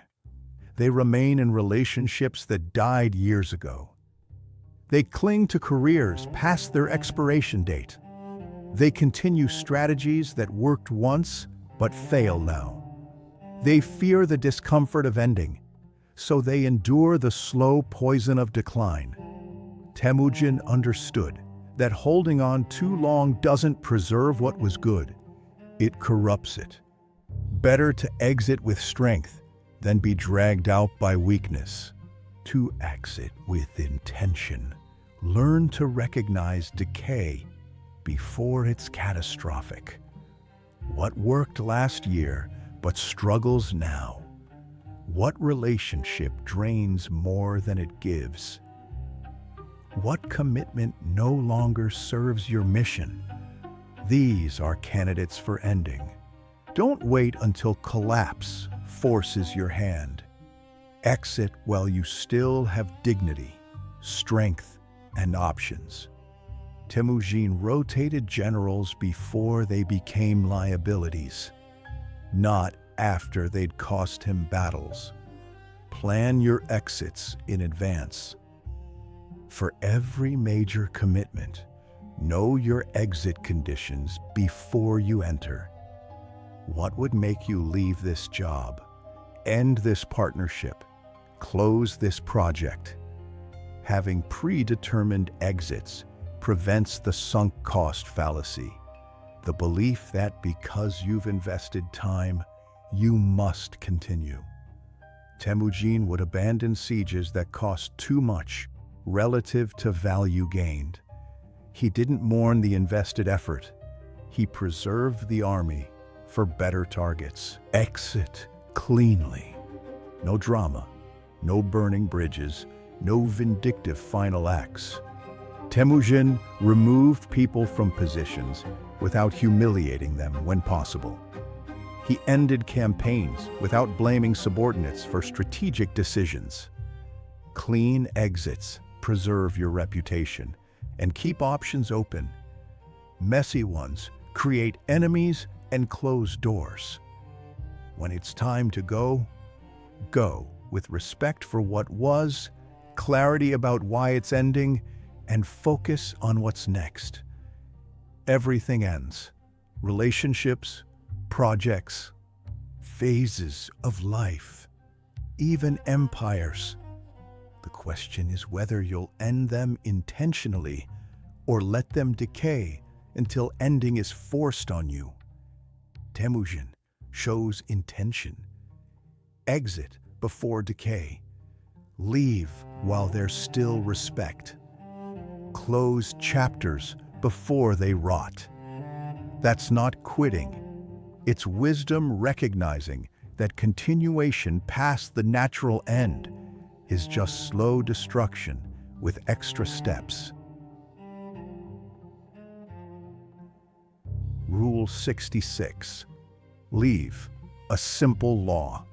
Clarity outlives charisma. Temüjin could have left a legacy of conquest alone. Maps redrawn, nations subjugated, wealth accumulated. But he knew that without structure, empires fragment the moment the conqueror dies. So he left the yasa, a simple, clear legal code that could be understood by anyone, enforced by anyone, and applied consistently across cultures. It wasn't comprehensive or perfect, but it was clear. And clarity, Temüjin knew, outlives charisma. His personality would die with him. His principles, if codified simply enough, could endure. Most people build their legacy on personality. They're the indispensable one, the charismatic leader, the visionary, whose vision cannot be transferred. When they leave, everything collapses because they never translated themselves into principles others could follow. Temüjin did the opposite. He made himself replicable by making his thinking accessible. The yasa was Temüjin in code form, simple enough that future leaders could apply it without needing his genius to interpret it. To leave a simple law, distill your principles to their essence. Not a 1,000-page manual, but the core rules that define your approach. Temüjin's code fit on a few pages: loyalty, merit, fairness, swift justice, religious tolerance, shared success. These weren't complex, but they were absolute. What are your equivalent principles if someone wanted to operate like you after you're gone? What would they need to know? Write them down explicitly. Don't assume they're obvious. Don't trust that people will infer them from watching you. Make them so clear that misunderstanding is impossible. Always promote by demonstrated performance, not tenure or relationship. Never tolerate dishonesty, even from high performers. Share success visibly and immediately with those who created it. Simple, direct, actionable. Test your law by having others apply it without you. Can someone else make decisions consistent with your principles using only what you've written? Temüjin's governors across Asia could apply the yasa without consulting him because it was clear enough to travel. Your principles should work the same way. If they only work when you're in the room explaining them, they're not principles. They're dependencies. You will die. Your personality will vanish. Your charisma will be a story people tell. But if you leave a simple law, clear principles that others can follow, your thinking survives in every decision made using your framework. Temüjin died nearly 800 years ago. The yasa influenced governance for generations after, not because it was perfect, but because it was clear. Leave a simple law. Make your wisdom transferable. That's how you become immortal. Not in memory, but in the principles that continue to guide long after your voice goes silent.